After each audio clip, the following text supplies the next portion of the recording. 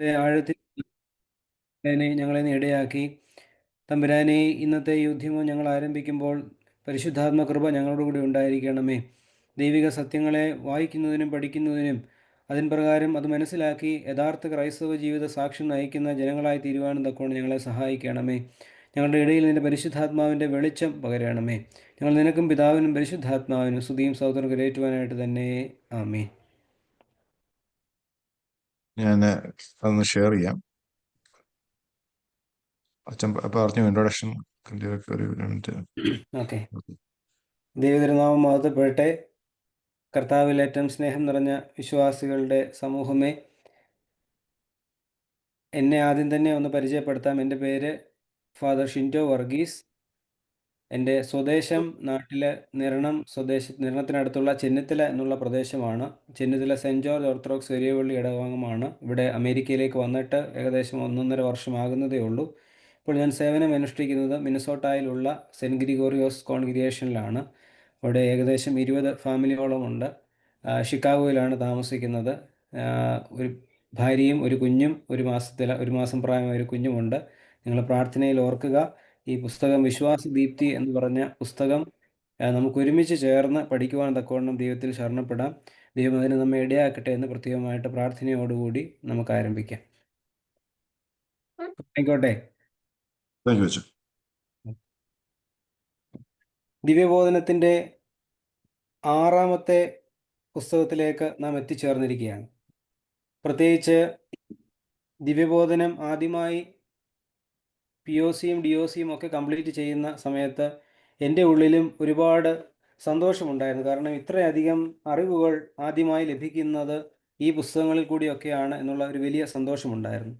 പ്രത്യേകിച്ച് ഇതുവരെയുള്ള നമ്മുടെ കാലത്തിൽ നാം ആദ്യത്തെ 5 പുസ്തകങ്ങൾ, ഒന്നാമത്തെ പുസ്തകം പ്രകാശത്തിലേക്ക് പുതിയ നിയമത്തിന് ഒരാമുഖം നാം പഠിച്ചു. രണ്ടാമത്തെ പുസ്തകം സഭ വളരുന്നു, സഭയുടെ ചരിത്രത്തെപ്പറ്റി നാം ഒന്ന് മനസ്സിലാക്കി. പ്രത്യാശാ കിരണങ്ങൾ, പഴയ നിയമത്തിന് ഒരാമുഖം നാം പഠിച്ചു. 4ാമത്തെ പുസ്തകം വേദശാസ്ത്ര വീതിയിൽ, വേദശാസ്ത്രത്തിന് ഒരാമുഖം നാം പഠിച്ചു. 5ാമത്തെ പുസ്തകം പ്രകാശം, കൂദാശകളെ പറ്റിയൊക്കെ നാം വിശദമായിട്ട് പഠിച്ചു. ഈ പുസ്തകത്തിൻ്റെ പേര് വിശ്വാസ ദീപ്തി എന്നാണ്. ദ റേഡിയൻസ് ഓഫ് ഫെയ്ത്ത് എന്നാണ് ഈ പുസ്തകത്തിൻ്റെ പേര്.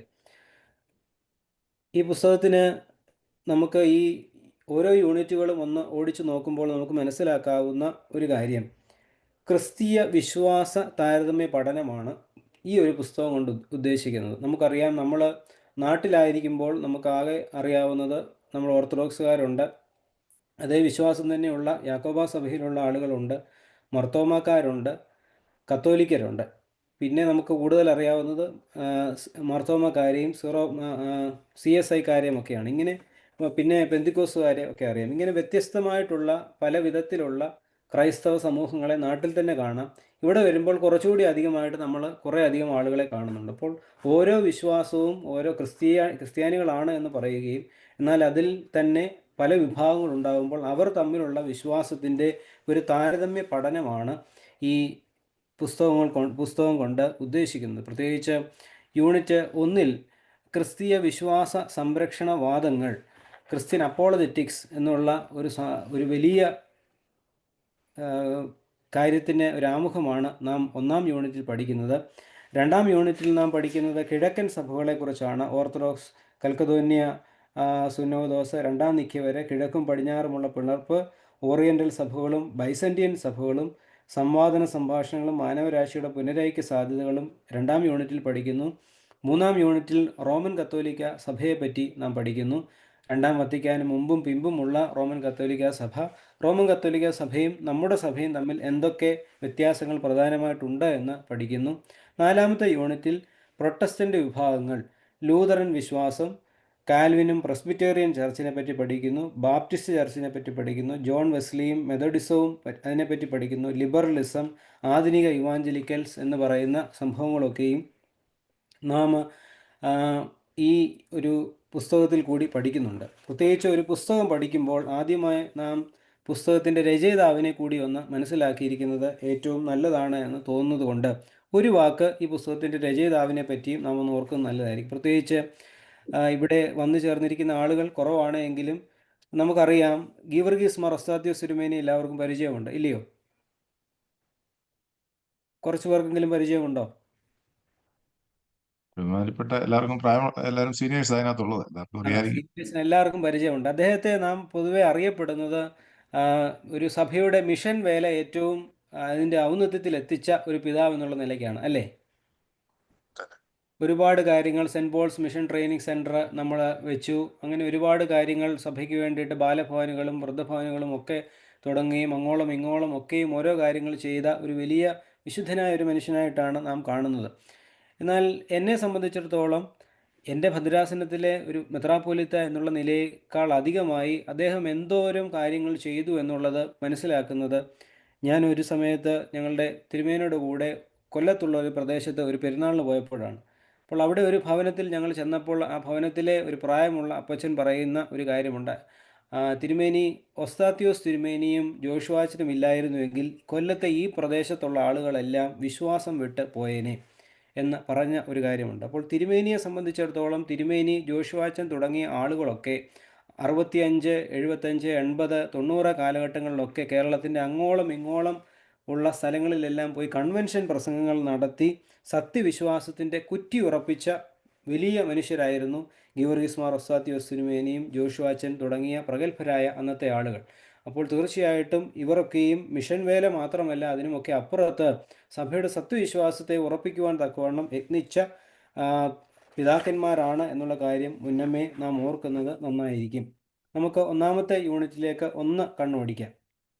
പ്രത്യേകിച്ച് ക്രിസ്തീയ വിശ്വാസ സംരക്ഷണവാദങ്ങൾ, അപ്പോളജറ്റിക്സ് എന്നുള്ളതാണ് ടൈറ്റിൽ യൂണിറ്റ് 1-ൻ്റെ, ഇല്ലേ? ഈ അപ്പോളജറ്റിക്സ് എന്ന് പറഞ്ഞ വാക്ക് എവിടെയെങ്കിലും കേട്ടിട്ടുണ്ടോ ആരെങ്കിലും? കേട്ടിട്ടുണ്ട്. അതൊരു വലിയ ഒരു സംവാദ വിഷയമാണ്. ഇവിടെ വിഷയമാണ്. എല്ലാത്തിനും. അതെ, കോളേജിലൊക്കെ പഠിക്കുമ്പോൾ നമ്മൾ അപ്പോളജി എഴുതിയിട്ടുണ്ട്. ചിലരെങ്കിലും കുരുത്തക്കേടുകളൊക്കെ കാണിക്കുന്നവരൊക്കെ ചിലപ്പോൾ അപ്പോളജി എഴുതും. അപ്പോളജി എന്ന് പറയുന്ന അല്ലെങ്കിൽ അപ്പോളജറ്റിക്സ് എന്ന് പറയുന്ന ഈ വാക്ക് കടന്നു വന്നത് ഗ്രീക്ക് പദത്തിൽ നിന്നാണ്. ഗ്രീക്ക് റൂട്ട് വേർഡ്സ് ആണ്. അപ്പോ ലോഗോസ് എന്ന് പറയുന്ന രണ്ട് വാക്കിൽ നിന്നാണ് അപ്പോളജറ്റിക്സ് എന്ന് പറയുന്ന ഈ വാക്ക് കടന്നത്. അപ്പോ മീൻസ് ഫ്രം, ലോഗോസ് മീൻസ് എന്താ, നിങ്ങൾ പഠിച്ചു, എന്തായിരുന്നു? വേർഡ്. അപ്പോൾ അപ്പോ ലോഗോസ് എന്ന് പറഞ്ഞാൽ a speech in one's own defence എന്നുള്ളതാണ് അതിൻ്റെ ഒരു മീനിങ് ആയിട്ട് വരുന്നത്. A speech in one's own defence, ഒരുവൻ്റെ സംരക്ഷണത്തിന് വേണ്ടി, അവൻ്റെ നിലനിൽപ്പ് പറയുന്നതിന് വേണ്ടിയിട്ട് അവനൊരു പ്രസംഗം നിർവഹിക്കുന്നതിനെയാണ് അപ്പോളജറ്റിക്സ് എന്ന് പറയുന്നത്. The word for apologetics come from the Greek word apologia which is used in 1 Peter 3:15. 1 പത്രോസ് 3:15 കൃത്യമായിട്ട് ഇതിനെപ്പറ്റി അപ്പോളജറ്റിക്സ് എന്ന് പറയുന്ന വാക്ക് അവിടെ ഉപയോഗിച്ചിട്ട് പറയുന്നുണ്ട്. So apologetics is offering each person evidence and reasons for the truth of Christianity. അപ്പോൾ പുസ്തകത്തിലേക്ക് ഒന്ന് കടക്കുന്നതിന് മുമ്പ് ചില കാര്യങ്ങളൊക്കെ ആമുഖമായിട്ട് നാം ഒന്ന് മനസ്സിലാക്കിയിരിക്കുന്നത് നന്നായിരിക്കും.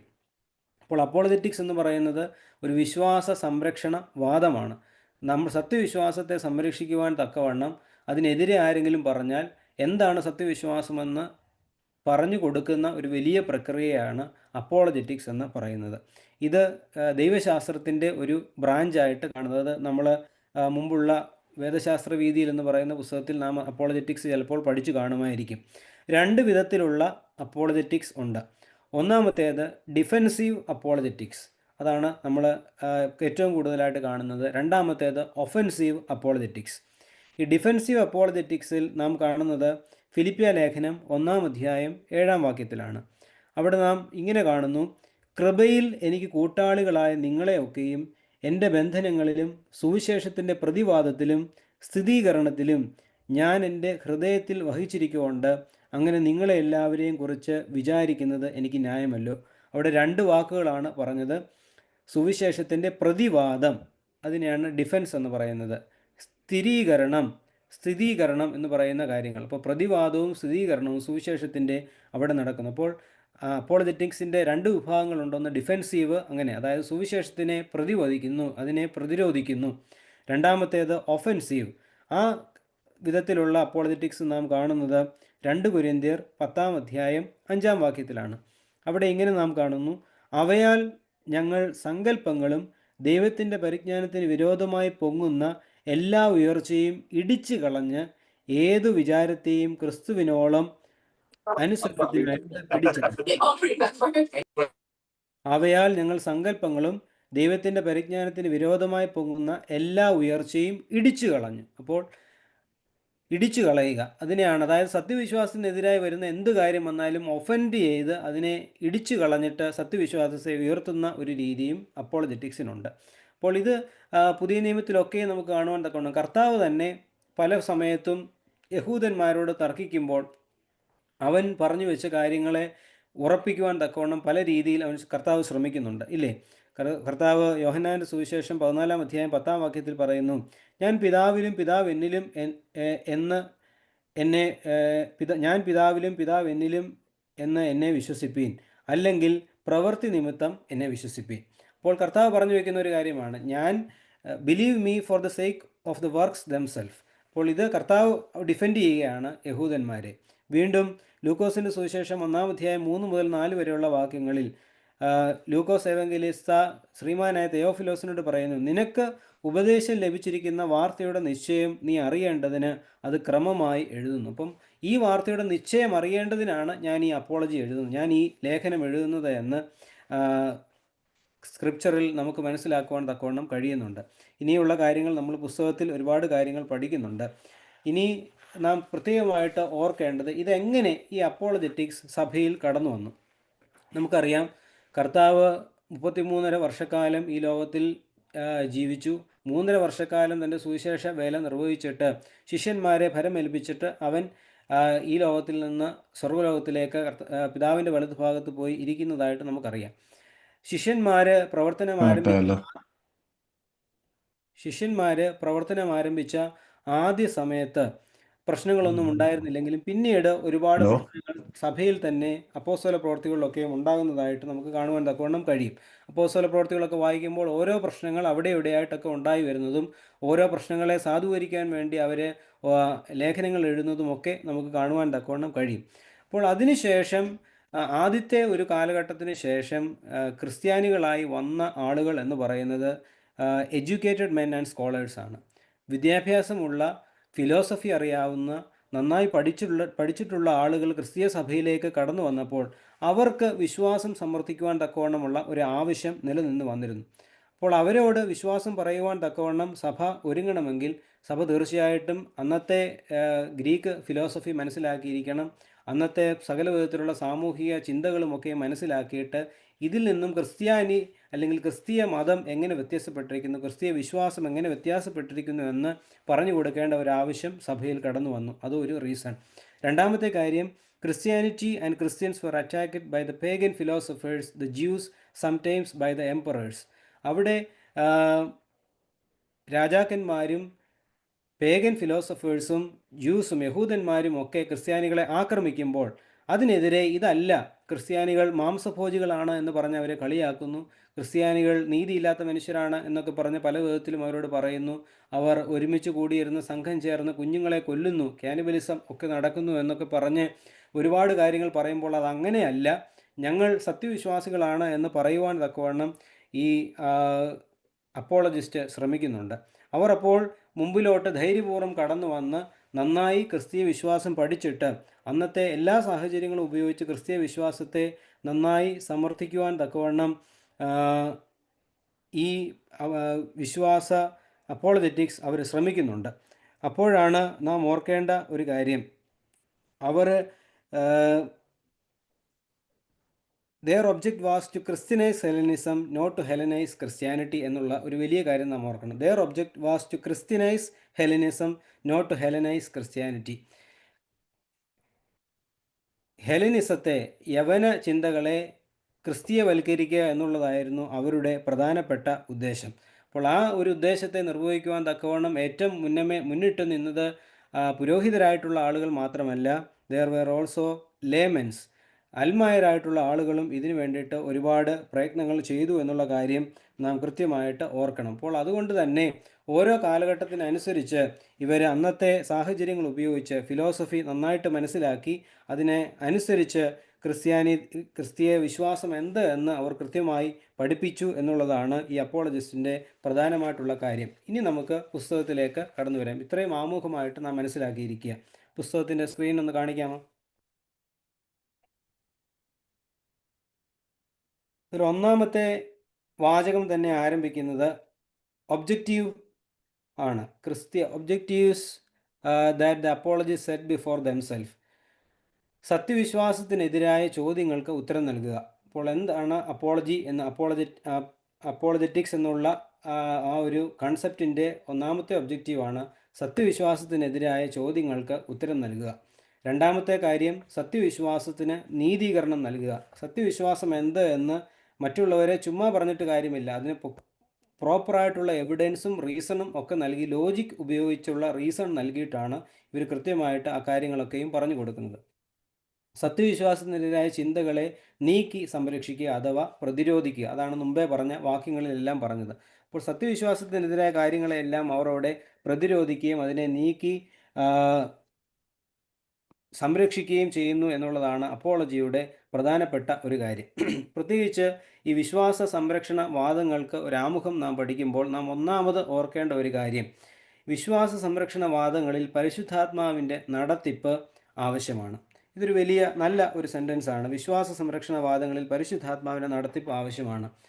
ഈ അടുത്ത് നിങ്ങൾ ആരും ശ്രദ്ധിച്ചിട്ടുണ്ടോ എന്നറിയില്ല, ഒരു ഓർത്തഡോക്സ് എത്യോപ്യൻ ചർച്ചിലെ ഒരു ഷമ്മാശനും ഒരു മറ്റൊരു പ്രൊട്ടസ്റ്റൻ്റ് വിഭാഗത്തിലെ ഒരാളും തമ്മിലുള്ള ഒരു സംഭാഷണം വളരെ സോഷ്യൽ മീഡിയകളിലൊക്കെ വൈറലായിട്ട് പോകുന്ന ഒരു കാര്യമുണ്ട്. അപ്പോൾ അവിടെ രണ്ട് വിധത്തിലുള്ള അപ്രോച്ചാണ് അവിടെ നടക്കുന്നത്. ഓപ്പോസിറ്റ് സൈഡിൽ നിൽക്കുന്ന ആൾ ചോദിക്കുന്നത് സ്ക്രിപ്ചറിൽ ഇതെവിടെയാണ്, വേദപുസ്തകത്തിൽ ഇതെവിടെ പറഞ്ഞിരിക്കുന്നു എന്ന് ചോദിക്കുന്നു.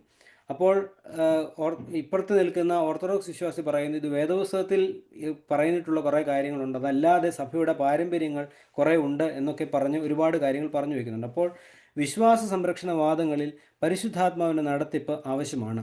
വേദപുസ്തകം സകല സത്യങ്ങളിലും വഴി നടത്തുമെന്നല്ല, സത്യത്തിൻ്റെ ആത്മാവ് വരുമ്പോൾ അവൻ നിങ്ങളെ സകല സത്യത്തിലും വഴി നടത്തുമെന്നാണ് കർത്താവ് അരുളി ചെയ്തിരിക്കുന്നത്. അപ്പോൾ നാം ഓർക്കേണ്ട ഒരു കാര്യം, എപ്പോൾ നാം നമ്മുടെ സത്യവിശ്വാസത്തെ സംരക്ഷിക്കുവാൻ തക്കവണ്ണം ഒരുങ്ങുന്നുവോ അപ്പോൾ നാം അടിസ്ഥാനമായി കാണേണ്ട ഒരു കാര്യം വേദപുസ്തകമാണ്.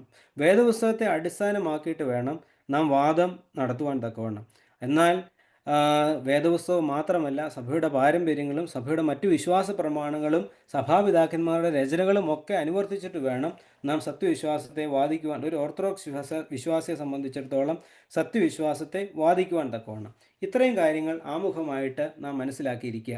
രണ്ടാമത് ഇവിടെ പറയുന്ന ഒരു കാര്യം, നാം ഒരു വിശ്വാസ സംരക്ഷണ വാദത്തിന് മുതിരുമ്പോൾ അല്ലെങ്കിൽ എന്തെങ്കിലും ഒരു കാര്യത്തിൽ നമ്മുടെ വിശ്വാസത്തെ സമർത്ഥിക്കുവാൻ തക്കവണ്ണം നാം ഒരുങ്ങുമ്പോൾ നാം അറിഞ്ഞിരിക്കേണ്ട, നമ്മുടെ ചിന്തയിൽ ഉണ്ടാവേണ്ട ഒരു കാര്യം, നമ്മൾ ആരും പൂർണ്ണരല്ല എന്നുള്ള ഒരു ചിന്ത നമുക്ക് വേണം. സാധാരണഗതിയിൽ നമുക്ക് ഒരു ചിന്തയുണ്ട്. ഇപ്പോൾ നാട്ടിലൊക്കെയും ഞാൻ കണ്ടിട്ടുള്ള ഒരു കാര്യമാണ്, ദിവ്യഭവനത്തിൻ്റെ POCയോ DOCയോ ഒന്ന് കംപ്ലീറ്റ് ചെയ്താൽ ഞാൻ എല്ലാം മനസ്സിലാക്കി എന്നുള്ള ചിന്തയിലാണ് പലപ്പോഴും നമ്മളായിരിക്കുന്നത്. എന്നാൽ അങ്ങനെയല്ല എന്നുള്ളതാണ് ഈ ഗ്രന്ഥകാരൻ ഇവിടെ പറയുന്ന ഒരു കാര്യം. പ്രത്യേകിച്ച് ദൈവത്തെ ആരും ഒരു നാളും കണ്ടിട്ടില്ല, അവൻ്റെ മടിയിലിരിക്കുന്ന ഏകജാതനായ പുത്രൻ അവനെ വെളിപ്പെടുത്തിയെന്ന് യോഹന്നാന്റെ സുവിശേഷം 1-ാം അധ്യായം 18-ാം വാക്യത്തിൽ പറയുന്നു. അപ്പോൾ ദൈവത്തിൻ്റെ രഹസ്യ സ്വഭാവത്തെ കർത്താവിൻ്റെ മനുഷ്യാവതാരത്തിൽ കൂടി അവൻ വെളിപ്പെടുത്തിയെങ്കിലും, അവൻ ദേഹരൂപമായി വസിച്ചിരുന്നുവെങ്കിലും വീണ്ടും ഈ വെളിപാടിൻ്റെ ഒരു പൂർണ്ണത ബലഹീനരായ നമുക്ക് പലപ്പോഴും തെളിയാതെ വരുന്നുണ്ട്. കാരണം നമ്മുടെ ഓരോരുത്തരുടെയും ബുദ്ധിയും ചിന്തയും ഒക്കെ പരിമിതമാണ്. അതുകൊണ്ട് എല്ലാം നാം മനസ്സിലാക്കി എന്നില്ല. അപ്പോൾ ദൈവത്തെ സമ്പൂർണ്ണമായി മനസ്സിലാക്കുവാൻ തക്കവണ്ണം നമുക്ക് കഴിയില്ല. അപ്പോൾ അതുകൊണ്ട് ദൈവത്തിൻ്റെ ആത്യന്തികമായ കരുണയിൽ ആശ്രയിച്ചിട്ട് വേണം, ദൈവമേ നിന്നെ മനസ്സിലാക്കുവാൻ, നിൻ്റെ മർമ്മങ്ങളെ മനസ്സിലാക്കുവാൻ തക്കവണ്ണം എന്നെ ഇടയാക്കണമേ എന്നുള്ള ഒരു ഉറപ്പോടും പ്രാർത്ഥനയോടും കൂടി വേണം നാം ഈ വിശ്വാസ സംരക്ഷണ വാദത്തിന് മുതിരുവാൻ തക്കവണ്ണം എന്നുള്ള കാര്യം സ്നേഹപൂർവ്വം ഓർപ്പിക്കുന്നുണ്ട് ഈ ഗ്രന്ഥകാരൻ. അതുപോലെ തന്നെ ആ വെളിപാട് പൂർണ്ണമായും ഗ്രഹിച്ചിട്ടില്ല എന്നുള്ള വിനയവും നമുക്ക് ആവശ്യമാണ്. അടുത്ത പേജിൽ ഒന്ന് എടുക്കാമോ? 10-ാമത്തെ വാക്യത്തിൽ പറയുന്ന 10-ാമത്തെ പേജിൽ ആദ്യത്തെ സെൻറ്റൻസിൽ പറയുന്നു, ഉറപ്പുണ്ടായിരിക്കുമ്പോൾ തന്നെ ആ വെളിപാട്, അതായത് ദൈവം പൂർണ്ണമായി തന്നെ വെളിപ്പെടുത്തിയിട്ടുണ്ട് എങ്കിലും അത് പൂർണ്ണമായി ഗ്രഹിക്കുവാൻ തക്കവണ്ണം ഉള്ള ഒരു പക്വത നമുക്കായിട്ടില്ല എന്ന് വിനയപൂർവ്വം നാം സമ്മതിക്കണം എന്നുള്ള കാര്യം നാം ഓർക്കണമെന്ന് ഗ്രന്ഥകാരൻ നമ്മെ ഓർപ്പിക്കുന്നു. അടുത്ത കാര്യം കൃത്യമായിട്ട് ഇവിടെ പറയുന്നത്, അസത്യം, അർദ്ധസത്യം, സത്യം, untruth, half truth and truth. അടുത്ത കാര്യം കൃത്യമായിട്ട് പറയുന്ന ഒരു കാര്യമാണത്. അതായത് ഒരു വിശ്വാസ സംരക്ഷണവാദത്തിൽ നാം ആയിരിക്കുമ്പോൾ നാം ഓർക്കേണ്ട ചില കാര്യങ്ങളുണ്ട്. പ്രത്യേകിച്ച് അവിടെ ഒരുപാട് കാര്യങ്ങൾ സയൻസും റിലീജിയനെ പറ്റിയും സയൻസ് ആൻഡ് ഫിലോസഫിയുടെ കാര്യങ്ങളുമൊക്കെ അവിടെ പറയുന്നുണ്ട്. തിയറി ഓഫ് റിലേറ്റിവിറ്റി, ആപേക്ഷിക സിദ്ധാന്തം ചോദ്യം ചെയ്യപ്പെടില്ല എന്നായിരുന്നു ഒരു കാലഘട്ടം വരെ ചിന്തിച്ചിരുന്നത്. പക്ഷേ അതുവരെ ചോദ്യം ചെയ്യപ്പെടുന്ന ഒരു കാലത്തിലാണ് നാം ഇപ്പോഴും ജീവിക്കുന്നത്. അതുപോലെ തന്നെ എപ്പോഴും നാം ഒരു കൺസെപ്റ്റ് നാം പഠിക്കുവാൻ തക്കവണ്ണം ഒരുങ്ങുമ്പോൾ, അല്ലെങ്കിൽ എന്തെങ്കിലും ഒരു കാര്യത്തെപ്പറ്റി നാം പഠിക്കുവാൻ ഒരുങ്ങുമ്പോൾ നമ്മുടെ subjectivity is related to the objectivity. അപ്പോൾ ഇത് തമ്മിൽ കോയിൻസൈഡ് ചെയ്യുമെന്നുള്ള കാര്യം ഇപ്പോൾ ശാസ്ത്രം പോലും സമ്മതിക്കുന്നുണ്ട്. ആത്മനിഷ്ഠത വസ്തുനിഷ്ഠതയെ നിയന്ത്രിക്കുന്നു, അതുപോലെ തന്നെ വസ്തുനിഷ്ഠത ആത്മനിഷ്ഠതയെയും നിയന്ത്രിക്കുന്നുണ്ട് എന്ന് ശാസ്ത്രം പോലും സമ്മതിക്കുന്നുണ്ട്. പക്ഷേ ദൈവം ഇവയ്ക്ക് രണ്ടിനും അതീതമാകുന്നു. അപ്പോൾ ദൈവം സത്യമാണ്, ഇതിനതീതനായിട്ടുള്ള ദൈവം സത്യമാണ് എന്നുള്ള തിരിച്ചറിവ് ആദ്യം നമുക്കുണ്ടാവണം. ദൈവം സത്യമാണ്, എന്നാൽ ദൈവം ഇല്ല എന്ന് പറയുന്നത് അസത്യമാണ്. അവനെ പൂർണ്ണമായി എന്ന് അറിഞ്ഞു പറയുന്നത് അർദ്ധസത്യമാണ്. അപ്പോൾ ഇതാണ് അസത്യം, അർദ്ധസത്യം, സത്യം. ഇതൊക്കെ ഒരു ഫിലോസഫിക്കൽ രീതിയിൽ പറഞ്ഞു വെക്കുന്ന കാര്യമാണ്. അതിൻ്റെ അർത്ഥം ഇത്രയുമേ ഉള്ളൂ: നമ്മൾ പൂർണ്ണമായി ഒന്നിനെ മനസ്സിലാക്കി എന്നുള്ള ഒരു ചിന്തയോടുകൂടി ഒന്നിനെയും സമീപിക്കരുത്. അങ്ങനെ സമീപിച്ചാൽ പലപ്പോഴും ഈ വിശ്വാസ സംരക്ഷണവാദങ്ങളിൽ നാം തോറ്റു പിന്മാറുകയേ ചെയ്യുകയുള്ളൂ. അപ്പോൾ നാം ആശ്രയിക്കേണ്ടത് ദൈവത്തിൻ്റെ ആത്യന്തികമായ കരുണയിലാണ്. ദൈവത്തെ പൂർണ്ണമായി മനസ്സിലാക്കുവാൻ തക്കവണ്ണം ഒരു സത്യവിശ്വാസിയെ സംബന്ധിച്ചിടത്തോളം അതിന് സാധിക്കുകയില്ല. പൂർണ്ണമായി മനസ്സിലാക്കുന്നത് അത് പിന്നീട് കർത്താവ് രണ്ടാമത് വരുമ്പോഴോ അവൻ്റെ കരുണയെ ആശ്രയിച്ചുകൊണ്ടാണ് ദൈവത്തെ മനസ്സിലാക്കുവാൻ തക്കവണ്ണം നമുക്ക് സാധിക്കുന്നത് എന്നുള്ളൊരു ബോധ്യം നമുക്കുണ്ടാവണം എന്നുള്ളതാണ് ഇവിടെ പറയുന്ന മറ്റൊരു കാര്യം. പിന്നീട് പറയുന്ന ഒരു കാര്യമാണ് വൈരുദ്ധ്യാധിഷ്ഠിത യാഥാർത്ഥ്യം, സുപ്രീം പാരഡോക്സ്. അത് കൃത്യമായിട്ട് പറയുന്ന ഒരു കാര്യം 19-ാം നൂറ്റാണ്ടിൽ സോരൻ കിർക്കിഗാർഡ് എന്ന അസ്തിത്വ ചിന്തകൻ ചൂണ്ടിക്കാണിച്ചതുപോലെ യേശു ക്രിസ്തു പരമവൈരുദ്ധ്യമാകുന്നു. ഇല്ലേ? നമ്മൾ തന്നെ ഒന്ന് ചിന്തിച്ചു നോക്കിയേ. ഈ ഒരു കാലഘട്ടത്തിൽ ജനിക്കുന്ന ക്രിസ്ത്യാനികളായിട്ട് ജനിച്ച അമേരിക്കക്കാരോട് പോലും നമ്മൾ പോയി പറയുകയാണ്, നമ്മൾ പറയുന്നു ദൈവത്തിന് ജനനമില്ല എന്ന് നമ്മൾ പറയുന്നു.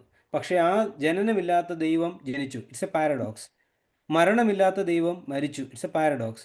അപ്പോൾ ഇതെല്ലാം മനുഷ്യൻ്റെ യുക്തിക്ക് വിരുദ്ധമാണ്. പക്ഷേ അതേ സമയത്ത് തന്നെ വിശ്വാസത്തിൻ്റെ അന്തർദൃഷ്ടിയിൽ അത് പരമസത്യവുമാകുന്നു. വിശ്വാസത്തിൻ്റെ കണ്ണോടുകൂടി നാം അതിനെ കാണുമ്പോൾ ജനനമില്ലാത്ത ദൈവം ജനിച്ചുവെന്നും മരണമില്ലാത്ത ദൈവം മരിച്ചുവെന്നും ഒരു വിശ്വാസിക്ക് പൂർണ്ണ ആശ്രയത്തോടുകൂടി പറയുവാൻ തക്കവണ്ണം കഴിയും. അതുകൊണ്ടാണ് പൗലോസ് അപ്പോസ്തലൻ എഫേസ്യ ലേഖനം 1-ാം അധ്യായം 17-ാം വാക്യത്തിൽ പറയുന്നു, നിങ്ങൾ ഹൃദയദൃഷ്ടി പ്രകാശിപ്പിച്ചിട്ട് വേണം നിങ്ങൾ ഈ വിശ്വാസത്തെ എല്ലാം കാണുവാൻ. ഹൃദയദൃഷ്ടി പ്രകാശിപ്പിക്കണം. അങ്ങനെ ആ ഹൃദയദൃഷ്ടി പ്രകാശിപ്പിച്ചതിന് ശേഷമേ വിശ്വാസത്തെ അതിൻ പ്രകാരം മനസ്സിലാക്കുവാൻ തക്കവണ്ണം നമുക്ക് സാധിക്കും. അപ്പോൾ കേവലം ലോജിക്ക് കൊണ്ടോ നമ്മുടെ റീസൺ കൊണ്ട് മാത്രം വിശ്വാസത്തെ സമീപിക്കരുത്. അതിനെ ഇപ്പോൾ ആധുനിക കാലത്തിൽ ഉരുത്തിരിഞ്ഞിരിക്കുന്ന ഒരു കാര്യമാണ്. നമ്മൾ ഒരു സമയത്ത് ചിന്തിച്ചിരുന്നത് സയൻസ് എപ്പോഴും മുന്നിട്ട് നിൽക്കുന്നു, സയൻസ് റിലീജിയനെ ഓവർ പവർ ചെയ്തു എന്നുള്ള രീതിയിലാണ് ഒരു സമയത്ത് ചിന്തിച്ചിരുന്നത്. പക്ഷേ ഇന്നിപ്പോൾ കാലം മാറി വീണ്ടും അവർ ചിന്തിക്കുന്നു സയൻസ് ആൻഡ് റിലീജിയൻ രണ്ടും രണ്ടായിട്ട് രണ്ട് രീതിയിൽ സത്യങ്ങളെ മനസ്സിലാക്കുവാൻ തക്കവണ്ണമുള്ള ഒരു മുഖാന്തരമാണ് എന്നാണ് ആധുനിക കാലത്തിൽ നമ്മളതിനെ വീക്ഷിക്കുന്നത്. അതുകൊണ്ട് തന്നെ സയൻസിൽ യുക്തിയെ ഉപയോഗിച്ചുകൊണ്ട് ദൈവത്തെയും അതിന് സത്യങ്ങളെയും മനസ്സിലാക്കുവാൻ തക്കവണ്ണം ഒരുങ്ങുന്നു. എന്നാൽ മതങ്ങളിൽ പ്രത്യേകിച്ച് ക്രിസ്തു മതത്തിൽ ഹൃദയദൃഷ്ടി പ്രകാശിപ്പിച്ചിട്ട് നമ്മുടെ വിശ്വാസം കൊണ്ട് ദൈവത്തിൻ്റെ സത്യങ്ങളെ മനസ്സിലാക്കുവാൻ തക്കവണ്ണം നാം ഒരുങ്ങുന്നു. അപ്പോൾ വൈരുദ്ധ്യാധിഷ്ഠിത യാഥാർത്ഥ്യം യുക്തിക്ക് അതീതമാണ്. അതായത് യുക്തിക്ക് അതീതമാണ്. വിശ്വാസത്താൽ വിശദീകരിക്കപ്പെട്ട യുക്തിയാൽ അത് ഗ്രഹിക്കപ്പെടേണ്ടതാണ്. അപ്പോൾ ഈ വിശ്വാസ സത്യങ്ങളെ ഗ്രഹിക്കേണ്ടത് വിശുദ്ധീകരിക്കപ്പെട്ട യുക്തിയാലാണ്. അപ്പോൾ അതുകൊണ്ടാണ് പൗലോസ് അപ്പോസ്തലൻ പറയുന്നത്, നിങ്ങൾ ഹൃദയദൃഷ്ടി പ്രകാശിപ്പിച്ചിട്ട് വേണം നിങ്ങൾ ഈ സത്യങ്ങളെ ഒക്കെയും മനസ്സിലാക്കുവാൻ തക്കവണ്ണം. വിശ്വാസം യുക്തിക്ക് അതീതമാണെങ്കിലും യുക്തിക്ക് എതിരല്ലെന്ന് കണ്ടുവല്ലോ. ശരിയായ വിശ്വാസസത്യങ്ങൾ ദൈവിക യുക്തി കൊണ്ട് തെളിയിക്കുവാൻ സാധിക്കും. അപ്പോൾ ശരിയായ വിശ്വാസ സത്യങ്ങൾ ദൈവിക യുക്തി കൊണ്ട്, എന്താണ് ഈ ദൈവിക യുക്തി? അതാണ് പറയുന്നത്. ദൈവിക യുക്തി എന്ന് പറയുന്നത് നമ്മുടെ ഹൃദയത്തെ നാം പ്രകാശിക്കുമ്പോൾ, നമ്മുടെ ഹൃദയത്തെ പ്രകാശിപ്പിക്കുമ്പോൾ നമുക്ക് ലഭ്യമാകുന്ന ഒന്നാണ് ഈ ദൈവിക യുക്തി. അപ്പോൾ ദൈവിക യുക്തി കൊണ്ട് നമുക്ക് ശരിയായ വിശ്വാസ സത്യങ്ങളെ തെളിയിക്കുവാൻ തക്കവണ്ണം സാധിക്കുമെന്നുള്ള കാര്യം ഗ്രന്ഥകാരൻ പറഞ്ഞു വയ്ക്കുന്നുണ്ട്. വീണ്ടും അദ്ദേഹം പറയുന്നു, അപൂർണതയും പൂർണ്ണതയും. ദൈവത്തെ മനുഷ്യൻ ഒരിക്കലും പൂർണ്ണമായി അറിയാൻ സാധിക്കുകയില്ല എന്ന് ചില ദൈവശാസ്ത്രജ്ഞന്മാർ പഠിപ്പിക്കുന്നുണ്ട്. എന്നാൽ ദൈവം തന്നെ പൂർണ്ണമായി വെളിപ്പെടുത്തിയിരിക്കുന്നതിനാൽ ദൈവത്തെ പൂർണ്ണമായി അറിയുന്നതിനുള്ള സാധ്യതയുണ്ടെന്ന് മറ്റു ചില ദൈവശാസ്ത്രജ്ഞന്മാർ പഠിപ്പിക്കുന്നു. ഈ രണ്ട് ചിന്താഗതികളും ഉൾക്കൊള്ളുന്നതിനാലാണ് മുമ്പ് ഉദ്ധരിച്ച യോഹന്നാൻ 1:18 യേശു ക്രിസ്തുവിൽ ദൈവം നമ്മുടെ തലത്തിലേക്ക് ഇറങ്ങി വന്നതിനാൽ ദൈവത്തെക്കുറിച്ച് ആധികാരികമായ അറിവ് നമുക്ക് തന്നിരിക്കുന്നു. എന്നാൽ നമ്മുടെ കഴിവ് പരിമിതമാകിയാൽ പൂർണ്ണ ജ്ഞാനത്തിലേക്ക് ഇനിയും നാം വളരേണ്ടിയിരിക്കുന്നു. അതിന് പരിശുദ്ധാത്മ വിശ്വാസമുള്ള ദൈവവചനവും ആ ദൈവവചനം നമ്മെ ഗ്രഹിപ്പിച്ച് പൂർണ്ണതയിലേക്ക് നയിക്കുന്ന പരിശുദ്ധാത്മാവും നമ്മെ സഹായിക്കുന്നു. പരിശുദ്ധാത്മാവ് സകല സത്യത്തിലും വഴി നടത്തുന്നതിനാണ്. ഇതാണ് നമ്മൾ ആദ്യം കണ്ടത്. അപ്പോൾ അപൂർണതയും പൂർണ്ണതയും, ദൈവത്തെ പൂർണ്ണമായി മനസ്സിലാക്കുവാൻ തക്കവണ്ണം നമുക്ക് സാധിക്കുകയില്ല. കാരണം നമുക്ക് ഒരുപാട് പരിമിതികളുണ്ട്. എന്നാൽ നാം ദൈവത്തെ മനസ്സിലാക്കുന്നത് എങ്ങനെയാണ്? പരിശുദ്ധാത്മാവിൻ്റെ ഒരു കൃപ നമുക്കുണ്ടാകുമ്പോഴാണ്. അതുകൊണ്ടാണ് നമ്മൾ കുർബാനയിൽ പ്രാർത്ഥിക്കാറുണ്ട്, ഉണ്ടായിട്ടുള്ളതും ഉണ്ടാവാനുള്ളതും സകലത്തെയും പൂർണ്ണമാക്കുന്നതായിട്ടുള്ള പരിശുദ്ധാത്മാവ്. അപ്പോൾ സകലത്തെയും പൂർണ്ണമാക്കുന്നത് പരിശുദ്ധാത്മാവാണ്. അപ്പോൾ ആ പരിശുദ്ധാത്മാവിനോട് പ്രാർത്ഥിക്കണം നമ്മൾ, ദൈവമേ, നിന്നെ സത്യങ്ങളെ, നിൻ്റെ രഹസ്യങ്ങളെ മനസ്സിലാക്കുവാൻ തക്കവണ്ണമുള്ള കഴിവ് എനിക്ക് തരണമേ എന്നുള്ളൊരു പ്രാർത്ഥനയോടുകൂടി വേണം നാം ഈ വിശ്വാസ സംരക്ഷണവാദത്തിന് മുതിരുവാൻ തക്കവണ്ണമെന്നുള്ള ഒരു ആമുഖം അവിടെ ലഭിക്കുന്നുണ്ട്. ഈ രണ്ടാമത്തെ യൂണിറ്റിൽ വിശ്വാസ സംരക്ഷണവാദത്തിൻ്റെ ആവശ്യവും പ്രാധാന്യവും. ഞാൻ മുമ്പ് സൂചിപ്പിച്ച കാര്യം, പലവിധ തെറ്റുകൾ സഭയിൽ വന്നുകൂടുന്നു.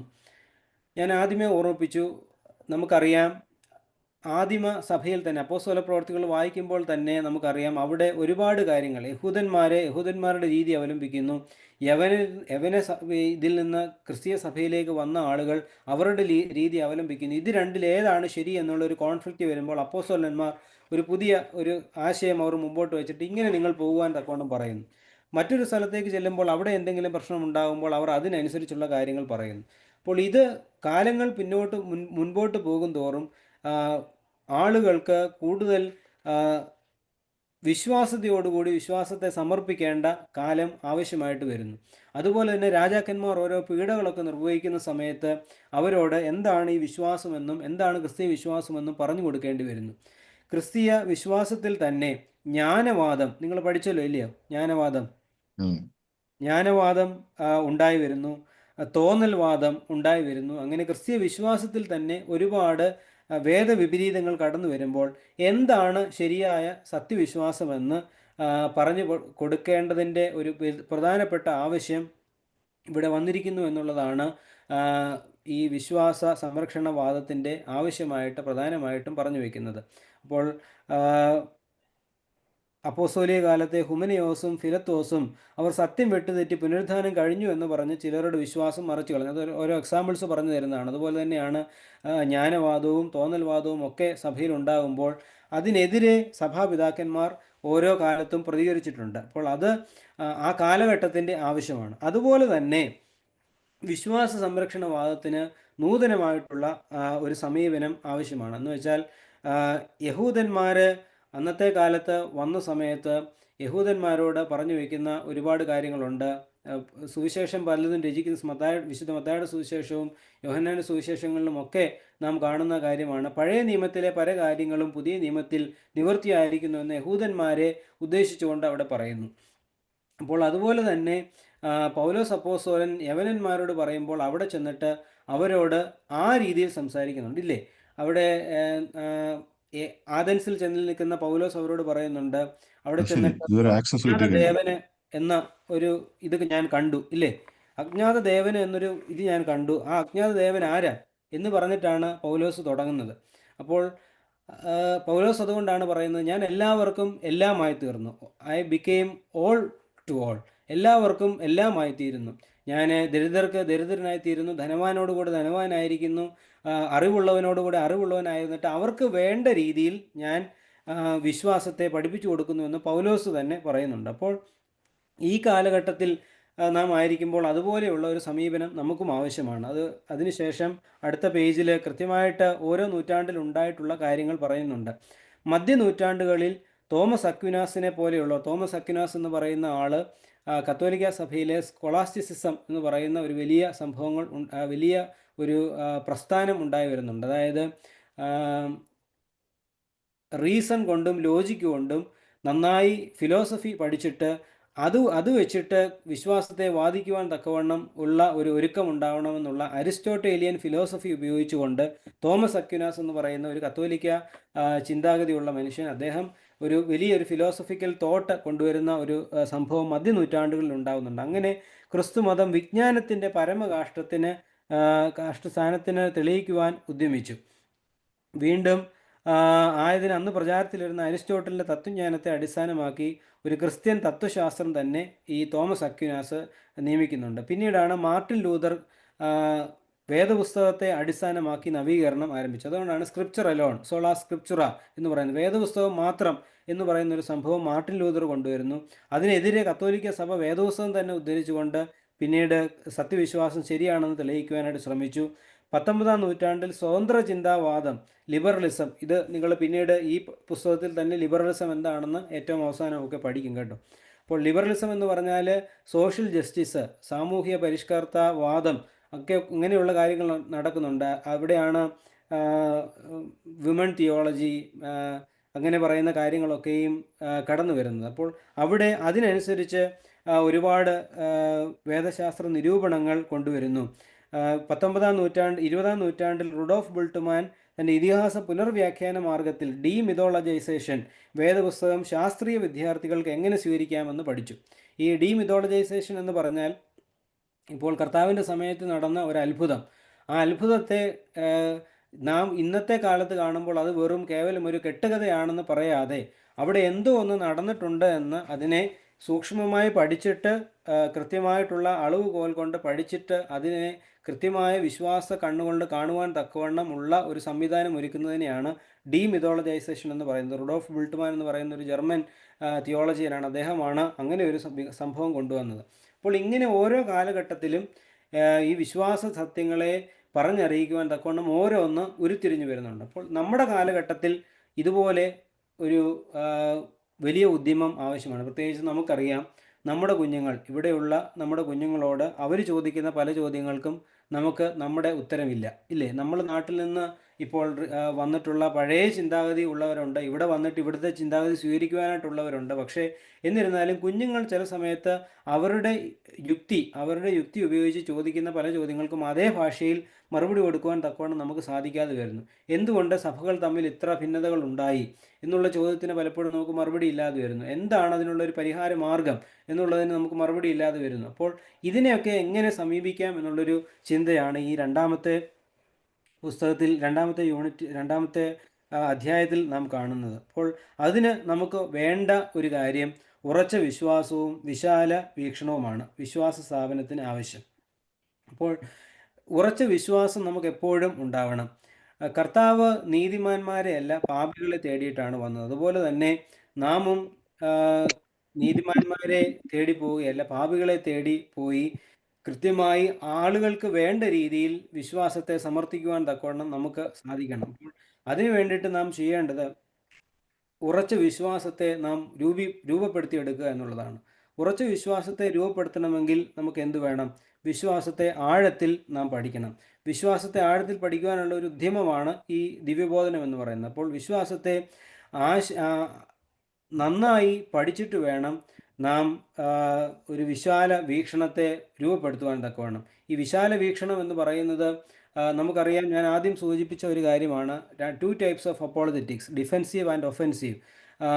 പ്രതിവാദവും സ്ഥിരീകരണവും അതുപോലെ തന്നെ ഇടിച്ചു കളഞ്ഞ് മറ്റ് നമ്മൾക്ക് ഓപ്പോസിറ്റ് പറയുന്ന ആളുകളെ നശിപ്പിച്ചു കളയുന്ന രീതിയിൽ സംസാരിക്കുന്ന തർക്കശാസ്ത്രം പോലുള്ള രീതികളൊക്കെയായിരുന്നു പണ്ട് അവലംബിച്ചിരുന്നത്. എന്നാൽ ഇന്ന് അതൊക്കെയും മാറി വരുന്നുണ്ട്. ഇന്നുമുള്ള ഒരു അപ്രോച്ചാണ് ഡയലോഗ് അപ്രോച്ച്.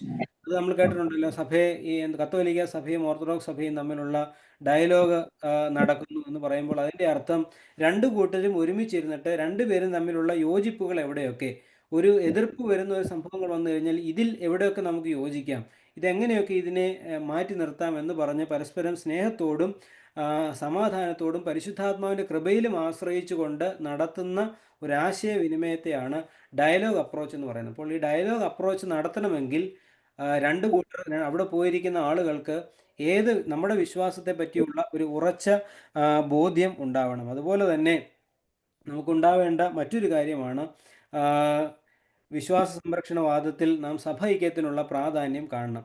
എന്തിന് ഈ വിശ്വാസ സംരക്ഷണവാദത്തിന് ആധുനിക കാലത്തിൽ എന്താണ് പ്രാധാന്യമെന്ന് ചോദിച്ചാൽ തീർച്ചയായും നാം പറയേണ്ട ഒരു കാര്യം, സഭ ഐക്യത്തിനുള്ള കാലം അതിക്രമിച്ചിരിക്കുന്ന ഒരു ലോകത്തിലാണ് നാം ആയിരിക്കുന്നത്. പ്രത്യേകിച്ച് ഓർത്തഡോക്സ് സഭകളിലെങ്കിലും അങ്ങോട്ടും ഇങ്ങോട്ടും ഒരു ഐക്യം ഉണ്ടാവണമെന്നുള്ള ഒരു കാലം അതിക്രമിച്ചിരിക്കുകയാണ്. അപ്പോൾ അതുകൊണ്ട് തന്നെ നാം ഓരോരുത്തരും അങ്ങോട്ടും ഇങ്ങോട്ടും ഡയലോഗിന് പോകുമ്പോൾ സത്യവിശ്വാസത്തെ നന്നായി അറിഞ്ഞ് നന്നായി പഠിച്ചിട്ട് വേദപുസ്തകവും പാരമ്പര്യവും സഭാചരിത്രവും സമ്മതിക്കുന്ന, എല്ലാവരും ഒരുപോലെ ഏറ്റുപറയുവാൻ പറ്റുന്ന വിശ്വാസ പ്രമാണം വേണം. നമ്മളിപ്പോൾ നിക്യ, കുസ്തുന്തിനോസ്, പോലീസ്, എഫേസോസ് എന്നിവിടങ്ങളിൽ അംഗീകരിച്ച വിശ്വാസ പ്രമാണമാണ് നൈസീൻ ക്രീഡ് എന്ന് പറഞ്ഞ് നമ്മൾ ചൊല്ലുന്നത്. പക്ഷേ കത്തോലിക്ക സഭയിൽ അവിടെ കുറച്ച് വ്യത്യാസങ്ങളുണ്ട്. പ്രൊട്ടസ്റ്റന്റുകാർ ചിലപ്പോൾ ഉപയോഗിക്കുന്ന വിശ്വാസ പ്രമാണം ചിലപ്പോൾ അപ്പസ്തോലിക് ക്രീഡ് എന്ന് പറയുന്ന ഒരു പഴയ ക്രീഡാണ്. അങ്ങനെ ഒരുപാട് വ്യത്യാസങ്ങൾ അങ്ങോട്ടും ഇങ്ങോട്ടും വിശ്വാസ പ്രമാണത്തിലുമുണ്ട്. അപ്പോൾ ഇത് 1982 ജനുവരിയിൽ പെറുവിൻ്റെ തലസ്ഥാനമായ ലിമായിൽ നടന്ന എക്യുമെനിക്കൽ കുർബാനയിൽ കത്തോലിക്ക സഭ അഡീഷണലായിട്ട് കൂട്ടിച്ചേർത്ത പുത്രനിൽ നിന്നും ഫിലിയോക്കെ എന്നുള്ള ഭാഗം വിട്ടുകളഞ്ഞിട്ടാണ് ആ വിശ്വാസ പ്രമാണമാണ്, അതായത് ഓർത്തഡോക്സ് സഭ ഇന്ന് ചൊല്ലുന്ന വിശ്വാസ പ്രമാണമാണ് അന്ന് അവിടെ ചൊല്ലിയത്. അതൊരു സഭ ഐക്യത്തിനുള്ള ഒരു വലിയ കാൽ ചുവടുവയ്പ്പായിരുന്നു. അപ്പോൾ നാം ഓർക്കേണ്ട ഒരു കാര്യം, ഓർത്തഡോക്സ് വിശ്വാസിയെ സംബന്ധിച്ചിടത്തോളം അവൻ ചെയ്യേണ്ട ഒന്നാമത്തെ കാര്യം തൻ്റെ വിശ്വാസം എന്താണ് എൻ്റെ സഭയുടെ വിശ്വാസം എന്നുള്ളൊരു ഉറച്ച ബോധ്യം ഞാൻ രൂപപ്പെടുത്തിയെടുക്കുക. വിശ്വാസത്തിലുള്ള ആഴം നാം വർദ്ധിപ്പിക്കുമ്പോൾ മാത്രമേ വിശ്വാസ സംരക്ഷണവാദത്തിൽ നമുക്ക് ഏർപ്പെടുവാൻ തക്കവണ്ണം സാധിക്കുകയുള്ളൂ എന്നുള്ള കാര്യം നാം ഓർക്കണം. വീണ്ടും ക്രിസ്തീയ വിശ്വാസത്തിൻ്റെ വിശ്വാസ്യത, ക്രെഡിബിലിറ്റി എന്തെന്ന് നാം പറഞ്ഞു കൊടുക്കണം. ഞാൻ പലപ്പോഴും ചിന്തിക്കാറുള്ള ഒരു കാര്യമാണ്, കർത്താവ് വന്ന് ശിഷ്യന്മാരെ വിളിക്കുക. ഒരു 30 വയസ്സുള്ള ഒരു യുവാവ് വന്നിട്ട്, എൻ്റെ പ്രായമുള്ള ഒരാൾ വന്ന് അവിടെ മീൻ പിടിച്ചുകൊണ്ട് നിൽക്കുന്ന ആളുകളോട് പറയുക, എൻ്റെ പിന്നാലെ വരിക. ഉടനെ തന്നെ വലയും വള്ളവും എല്ലാം വിട്ടെറിഞ്ഞിട്ട് കർത്താവിൻ്റെ പുറകെ പോയി എന്നാണ് പറയുന്നത്. അപ്പോൾ ഉടനെ തന്നെ അവർ വിട്ടെറിഞ്ഞിട്ട് അവൻ്റെ കൂടെ പോയി. എന്ത് കണ്ടിട്ടാണ് പോയെ? അവൻ വല്ലതും തരാമെന്ന് പറഞ്ഞു, പൈസ തരാമെന്ന് പറഞ്ഞില്ല, ഒന്നും തരാമെന്ന് പറഞ്ഞില്ല. അവൻ പറഞ്ഞ ആ വാക്കിൽ എന്തോ ഒന്ന് അവർ കണ്ടു. രക്ഷയെ അവർക്കുണ്ടാകുമെന്ന് അവർ കണ്ടു. നിത്യജീവൻ ഇവൻ്റെ വാക്കിലുണ്ട് എന്ന് അവർ കണ്ടിട്ട് സകലത്തെയും വിട്ടിട്ട് അവരിറങ്ങിപ്പോവുകയാണ് ചെയ്യുന്നത്. അവരിറങ്ങിപ്പോയി, അവൻ കഷ്ടം അനുഭവിച്ചു, മരിച്ചു, അടക്കപ്പെട്ടു, ഉയർത്തെഴുന്നേറ്റു. പിന്നെ ശിഷ്യന്മാർ ആ ഉദ്യമം ഏറ്റെടുത്ത് ലോകത്തിൻ്റെ നാനാഭാഗങ്ങളിലും പോയിട്ട് സുവിശേഷം അറിയിക്കുകയാണ് ചെയ്തത്. അങ്ങനെ ചക്രവർത്തിമാർ ഒരുപാട് പേർ അവരെ പീഡിപ്പിക്കുന്നു, വിശ്വാസ വിപരീതങ്ങൾ ഉണ്ടാകുന്നു, യുക്തിവാദികൾ ആക്രമിക്കുന്നു, നിരീശ്വരന്മാർ വിമർശിക്കുന്നു. എന്നിട്ടും സ്റ്റിൽ അവർ ഫെയ്ത്ത് ഈസ് ഹിയർ. ഇത്രയുമൊക്കെ പ്രശ്നങ്ങൾ ഉണ്ടായിട്ടും ഇപ്പോഴും ആളുകൾ പറയുന്നുണ്ട് ക്രിസ്ത്യാനിറ്റി ഈസ് ഡെഡ്. പക്ഷേ അങ്ങനെ മരിച്ചു എന്ന് പറയുവാൻ തക്കവണ്ണം സാധിക്കില്ല. ഈ 21-ാം നൂറ്റാണ്ടിലാണ് നാം കണ്ടത് കോപ്റ്റിക് സഭയിലെ 20 യുവാക്കന്മാരെ അവർ കൊന്നത്. അപ്പോൾ അവർ ആ വിശ്വാസത്തെ അവർ ഏറ്റു പറയുമ്പോൾ വിശ്വാസം ഇന്നും മരിച്ചിട്ടില്ല എന്നുള്ളൊരു വലിയ സന്ദേശമാണ് നൽകുന്നത്. അപ്പോൾ വിശ്വാസത്തിൻ്റെ ക്രെഡിബിലിറ്റി, അതിൻ്റെ നിലനിൽപ്പ് എന്ന് പറയുന്നത് തീർച്ചയായിട്ടും ക്രിസ്തീയ വിശ്വാസത്തിൻ്റെ ആ ഒരു അതുല്യതയാണ്.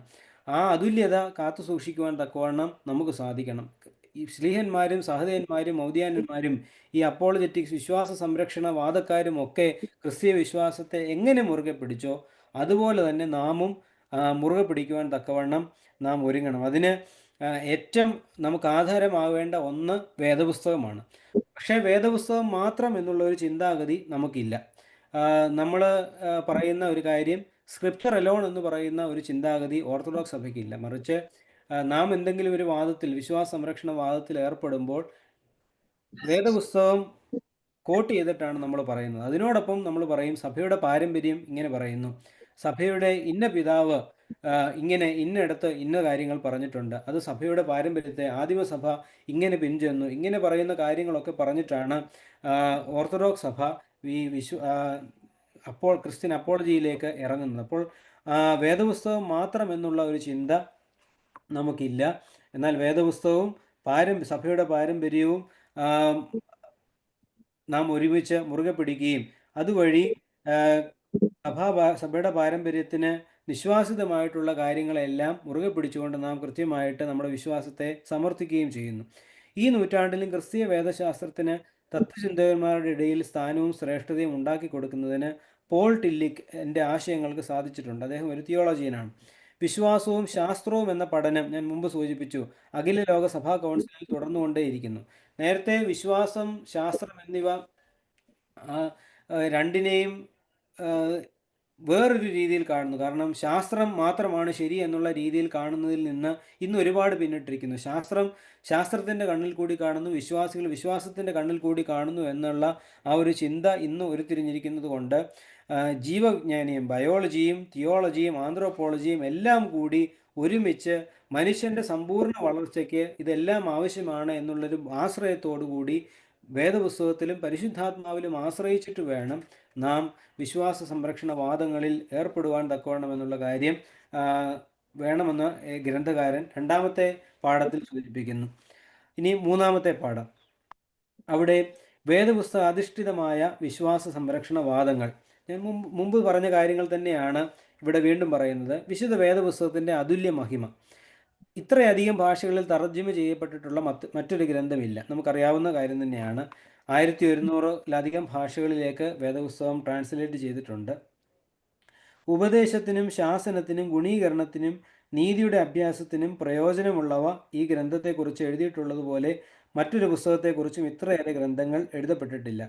100 വർഷങ്ങൾക്ക് ശേഷം ആരംഭിച്ചത് വേദപുസ്തകം വായിക്കുകയില്ലെന്ന് നിരൂപണ ദൃഷ്ടിയായി എഴുതിയ ഫ്രഞ്ച് ഫിലോസഫർ വോൾട്ടെയർ എവിടെയിരുന്ന് അത് എഴുതിയോ ആ കെട്ടിടം ഇന്ന് ബൈബിൾ സൊസൈറ്റിയുടെ ഒരു ആസ്ഥാന കേന്ദ്രമാണ്.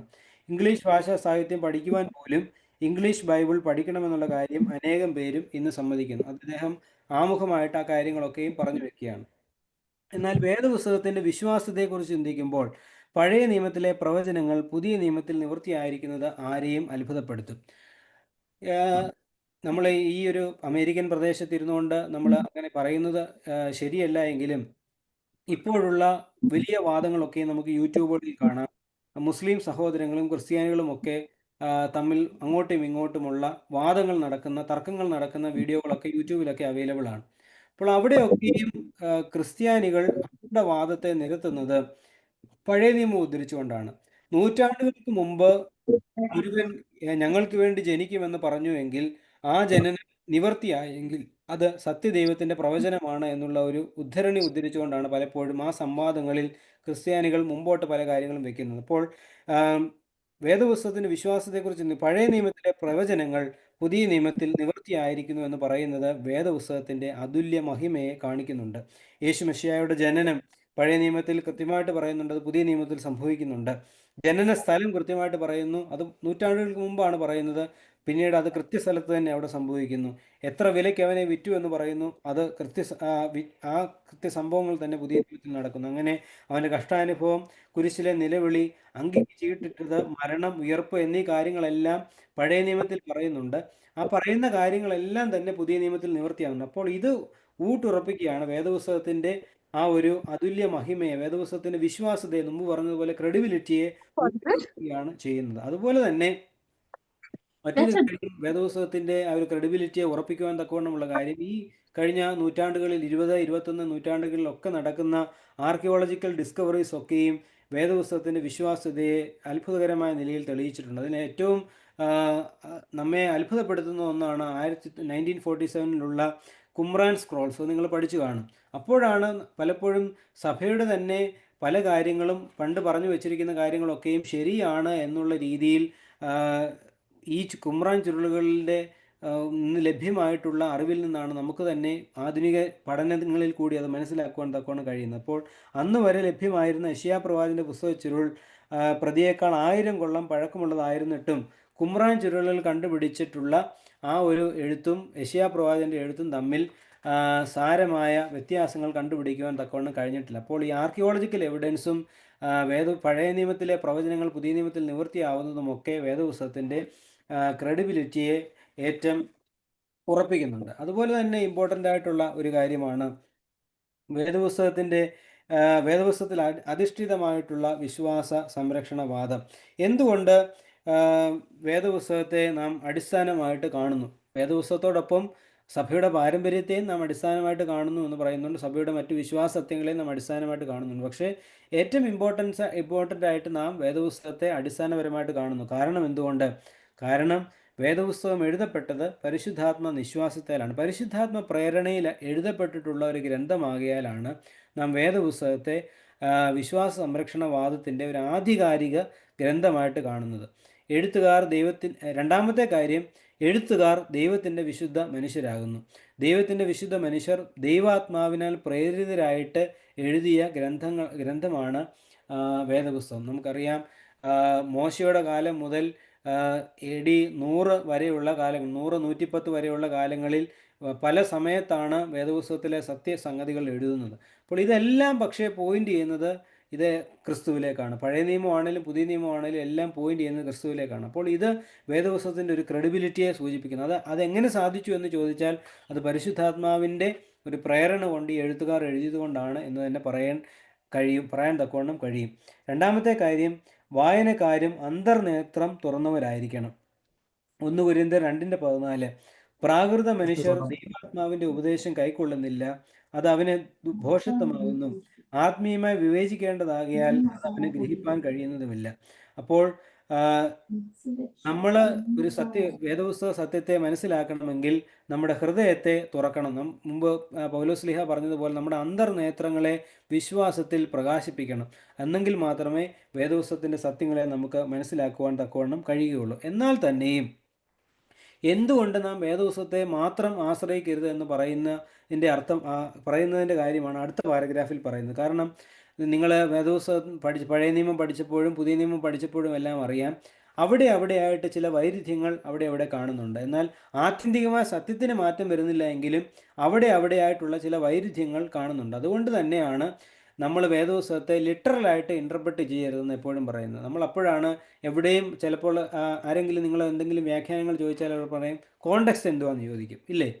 എന്തെങ്കിലും ആരെങ്കിലും ചിലപ്പോൾ ചോദിച്ചാൽ ഇതെന്താ അച്ഛാ ഇങ്ങനെ പറഞ്ഞിരിക്കുന്നതെന്ന് ചോദിച്ചു കഴിയുമ്പോൾ സ്ത്രീകൾ മിണ്ടാതിരിക്കട്ടെ എന്ന് പറയുമ്പോൾ ഉടനെ അച്ഛന്മാർ പറയുന്നൊരു മറുപടി അത് എന്ത് കോണ്ടെക്സ്റ്റിൽ പറഞ്ഞു എന്നുള്ളതാണ്. അപ്പോൾ we cannot interpret holy scripture literal വ്യാഖ്യാനം കൊണ്ട് വേദപുസ്തകത്തെ വ്യാഖ്യാനിക്കുവാൻ തക്കവണ്ണം നമുക്ക് കഴിയില്ല. മറിച്ച് കോണ്ടെക്സ്റ്റ് പഠിക്കുക, അവരെന്തുകൊണ്ട് അങ്ങനെ പറയുവാൻ തക്കവണ്ണം ഇടയായി, ആ ലേഖനം എഴുതിയ ആളുടെ സാഹചര്യം എന്ത്, അദ്ദേഹത്തിൻ്റെ ഉദ്ദേശം എന്ത് എന്നൊക്കെ മനസ്സിലാക്കിയിട്ട് വേണം വേദപുസ്തകത്തെ നാം പഠിപ്പിക്കുവാനും ചെയ്യുവാനും ആധികാരിക ഗ്രന്ഥമായിട്ട് നാം കണക്കാക്കുവാനും. അപ്പോൾ തീർച്ചയായിട്ടും വിശ്വാസ സംരക്ഷണവാദത്തിന് വേദപുസ്തകം ഒരു മുഖ്യ ഘടകമാണ് എങ്കിലും വേദപുസ്തകം മാത്രം എന്നുള്ളൊരു ചിന്ത നമുക്കില്ല. സഭാപാരമ്പര്യത്തെയും വേദപുസ്തകത്തെയും മുറുകെ പിടിക്കുകയും വേദപുസ്തകത്തെ സഭാപാരമ്പര്യത്തിൻ്റെ ഒരു ഭാഗമായി കാണുകയും ചെയ്യുമ്പോൾ വേദപുസ്തക അടിസ്ഥാനത്തിൽ വിശ്വാസ സ്ഥാപനവാദം നടത്തുവാൻ സാധിക്കും. അങ്ങനെ സഭാപിതാക്കന്മാർ തൃത്വവിശ്വാസം എന്ന സഭാപാരമ്പര്യത്തെ വേദപുസ്തക അധിഷ്ഠിതമാക്കി തെളിയിച്ചു എന്നുള്ളതാണ് ഗ്രന്ഥകാരൻ ഈ അധ്യായത്തിൽ സമർത്ഥിക്കുന്നത്. അപ്പോൾ ഞാൻ മുമ്പ് സൂചിപ്പിച്ചതുപോലെ സഭാപാരമ്പര്യവും വേദപുസ്തകവും ഒരുപോലെ മുറുകെ പിടിച്ചിട്ട് വേദപുസ്തകത്തെ നാം കാണുന്നത് സഭാപാരമ്പര്യത്തിൻ്റെ ഒരു ഭാഗമായിട്ടാണ്. അതല്ലേ ഇപ്പം നമ്മൾ ഒന്നാമത്തെ പുസ്തകത്തിൽ പഠിച്ചു, Bible is A book from the church for the church എന്നല്ലേ പഠിച്ചില്ലേ? സഭയിൽ നിന്ന് സഭയ്ക്ക് വേണ്ടി എഴുതപ്പെട്ട ഒരു പുസ്തകം എന്നുള്ള രീതിയിൽ ജോഷുവാച്ചൻ പറഞ്ഞിരിക്കുന്ന ഒരു കാര്യം നമ്മൾ പഠിച്ചപ്പോൾ സഭയിൽ ഉണ്ടായിട്ടുള്ള ഒരു ഗ്രന്ഥമാണ് വേദപുസ്തകം. അപ്പോൾ അത് സഭാപാരമ്പര്യത്തിൻ്റെ ഒരു ഭാഗമാണ്. അപ്പോൾ വേദപുസ്തകത്തെ സഭാപാരമ്പര്യത്തിൻ്റെ ഭാഗമായി കണ്ട് വേദപുസ്തകത്തെ അടിസ്ഥാനത്തിൽ നിന്നുകൊണ്ട് വേണം നമ്മളൊരു വിശ്വാസ സ്ഥാപനവാദം നടത്തുവാൻ തക്കവണ്ണം നമുക്ക് സാധിക്കും. അങ്ങനെ വേദപുസ്തകത്തിൻ്റെ അടിസ്ഥാനത്തിൽ നിന്നുകൊണ്ട് വേണം നമ്മളിപ്പോൾ എന്തുകൊണ്ട് നിങ്ങൾ തൃത്വത്തിൽ വിശ്വസിക്കുന്നു, അപ്പോൾ അതിന് വേദപുസ്തക അടിസ്ഥാനം എന്ത് എന്നുള്ള കാര്യങ്ങളൊക്കെയും നമ്മൾ പഠിച്ച് മനസ്സിലാക്കണം. അങ്ങനെ നമ്മൾ കൃത്യമായി പഠിക്കുകയും മനസ്സിലാക്കുകയും ചെയ്യുമ്പോൾ തീർച്ചയായിട്ടും അതിന് ഫലമുണ്ടാകുമെന്നുള്ള കാര്യം നാം ഓർക്കണം. ദൈവിക വെളിപാട് പ്രാപിക്കുക നമ്മുടെ ലക്ഷ്യവും മനുഷ്യാവതാരത്തിൻ്റെ ഉപാധിയും വിശുദ്ധ വേദപുസ്തകം അതിൻ്റെ സാക്ഷിയുമാകുന്നു. ഈ സാക്ഷ്യം പഴയ നിയമത്തിൽ ഭാഗികമായും പുതിയ നിയമത്തിൽ പൂർണ്ണമായും നൽകപ്പെട്ടിരിക്കുന്നു എന്നുള്ള കാര്യങ്ങളൊക്കെയും അവിടെ പറയുന്നുണ്ട്. ഇനി നാം ഓർക്കേണ്ട ഒരു കാര്യം, how do we do apologetics, എങ്ങനെ നാം വിശ്വാസ സംരക്ഷണവാദത്തിൽ മുതിരണം. 1 പത്രോസ് 3:15 അവിടെ കൃത്യമായിട്ട് പറയുന്ന ഒരു കാര്യമുണ്ട്, വിത്ത് മീക്ക്നെസ് ആൻഡ് ജെൻറ്റിൽനെസ്, താഴ്മയോടും വിനയത്തോടും കൂടി വേണം നാം ഇതിനെ സമീപിക്കുവാൻ. ഞാൻ മുമ്പ് സൂചിപ്പിച്ചതുപോലെ നാം എല്ലാം തികഞ്ഞു എന്നുള്ള ഒരു ബോധ്യത്തിലാവരുത്. നമ്മൾ ദൈവത്തിൻ്റെ കരുണയിൽ ആത്യന്തികമായി ആശ്രയിച്ചുകൊണ്ട് ദൈവമാണ് നടത്തുന്നതെന്നും ദൈവമാണ് എന്നെ സംസാരിക്കുവാൻ ഇടയാക്കുന്നത് എന്നുള്ളൊരു ബോധ്യത്തിൽ നിന്നുകൊണ്ട് താഴ്മയോടും എളിമയോടും നിന്നുകൊണ്ട് വേണം നമ്മൾ പ്രാർത്ഥിക്കുവാൻ. The task of apologetics is not to reason someone into the kingdom. Apologetics can never actually force someone to make a decision for Christ. അപ്പോൾ നമുക്കൊരിക്കലും ഒരാളെ ഫോഴ്സ് ചെയ്തുകൊണ്ട് ക്രിസ്തുമതം എന്ത് എന്നും ക്രിസ്തു ആരെന്നും പറയുവാൻ തക്കവണ്ണം സാധിപ്പിക്കുകയില്ല. മറിച്ച് ക്രിസ്തു ആണ് സത്യം എന്നുള്ള വെളിച്ചം അവരിലേക്ക് പകർന്നു കൊടുക്കുവാൻ തക്കവണ്ണം സാധിക്കും. വിനയത്തോടും സമാധാനത്തോടും കൂടിയാണ് ഈ വിശ്വാസ സംരക്ഷണവാദത്തിൽ ഏർപ്പെടുന്നതെങ്കിൽ പിന്നെ പരിശുദ്ധാത്മാവാണ് ആ മനുഷ്യന്, നമ്മൾ ആരിൽ ഈ സംഭവത്തിന് ഏർപ്പെടുന്നു ആ മനുഷ്യൻ ക്രിസ്തുവിലേക്ക് നടന്നെടുക്കണമോ വേണ്ടയോ എന്ന് നിശ്ചയിക്കുന്നത് പിന്നെ പരിശുദ്ധാത്മാവാണ്. No one can come to me unless it has been granted him from the father. പിതാവ് നിശ്ചയിച്ചിട്ടല്ലാതെ ആരും എൻ്റെ അടുക്കൽ വരുവാൻ തക്കവണ്ണം സാധിക്കില്ല. അപ്പോൾ പിതാവും പരിശുദ്ധാത്മാവുമാണ് ഇതിനു വേണ്ടിയിട്ട് എല്ലാ കാര്യങ്ങളും നമുക്ക് ചെയ്തു തരുന്നത്. ഇപ്പോൾ പഴയ നിയമത്തിലും പ്രവൃദ്ധമായ പ്രതീക്ഷ പുതിയ നിയമത്തിൽ യേശു ക്രിസ്തുവിലും പരിശുദ്ധാത്മാവിലുമാണ് സാക്ഷീകരിക്കപ്പെട്ടിരിക്കുന്നത്. ക്രിസ്തു മതം യഹൂദ മതത്തിൻ്റെ തുടർച്ച മാത്രമല്ല, പൂർത്തീകരണവുമാകുന്നു. ചരിത്രപരമായി പുതിയ നിയമം പഴയ നിയമത്തിൻ്റെ പ്രത്യേക പൂർത്തീകരണമാണ്. അതേസമയത്ത് താത്വികമായി പുതിയ നിയമം മാനവരാശിയുടെ മുഴുവൻ പ്രതീക്ഷയ്ക്ക് ദൈവം യേശു ക്രിസ്തുവിൽ കൂടി നൽകുന്ന മറുപടിയാണ്. യേശു ക്രിസ്തു സഭയുടെ തലയായിരിക്കും പോലെ ലോക രക്ഷിതാവുമാണ്. അപ്പോൾ ഈ കാര്യങ്ങളൊക്കെ യേശു ക്രിസ്തു സഭയുടെ തലയായിരിക്കും പോലെ ലോകരക്ഷിതാവാണ്. ഈ ഒരു സെൻറ്റൻസ് തന്നെ നമ്മളൊന്ന് എടുത്തു വയ്ക്കുക. യേശു ക്രിസ്തു സഭയുടെ തലയാണ്, ലോകരക്ഷിതാവാണ് എന്നുള്ളൊരു സത്യം നാം മനസ്സിലാക്കണമെങ്കിൽ നാം എന്തു ചെയ്യണം? നമുക്ക് ആ ഒരു വിശ്വാസം ആദ്യം രൂപപ്പെടുത്തിയെടുക്കണം. വിശ്വാസത്തിൻ്റെ ഒരു ക്രെഡിബിലിറ്റി ഉള്ള ഒരു വിശ്വാസം നമ്മിൽ തന്നെ രൂപപ്പെടുത്തി ക്രിസ്തുവാണ് രക്ഷകൻ എന്നുള്ള ബോധ്യം നമുക്ക് തന്നെ ഉണ്ടെങ്കിൽ മാത്രമേ വിശ്വാസ സംരക്ഷണ വാദങ്ങളിൽ ഏർപ്പെടുവാൻ തക്കവണ്ണം നമുക്ക് സാധിക്കുകയുള്ളൂ. ഇത്രയും കാര്യങ്ങളാണ് 1, 2, 3 പാഠത്തിൽ നാം കാണുന്നത്.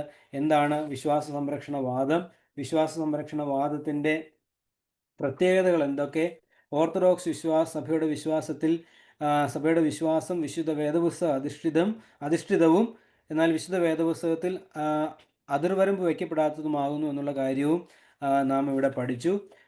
വിശ്വാസ സംരക്ഷണത്തിന് വാദത്തിൻ്റെ ആവശ്യവും പ്രാധാന്യവും കണ്ടു. വേദപുസ്തക അധിഷ്ഠിതമായ വിശ്വാസ സംരക്ഷണ വാദങ്ങൾ എങ്ങനെ രൂപപ്പെടുത്താമെന്നും നാം പഠിച്ചു. അപ്പോൾ കൃത്യമായും നാം ഓർക്കേണ്ട ചില കാര്യങ്ങൾ ഇതൊക്കെയാണ്.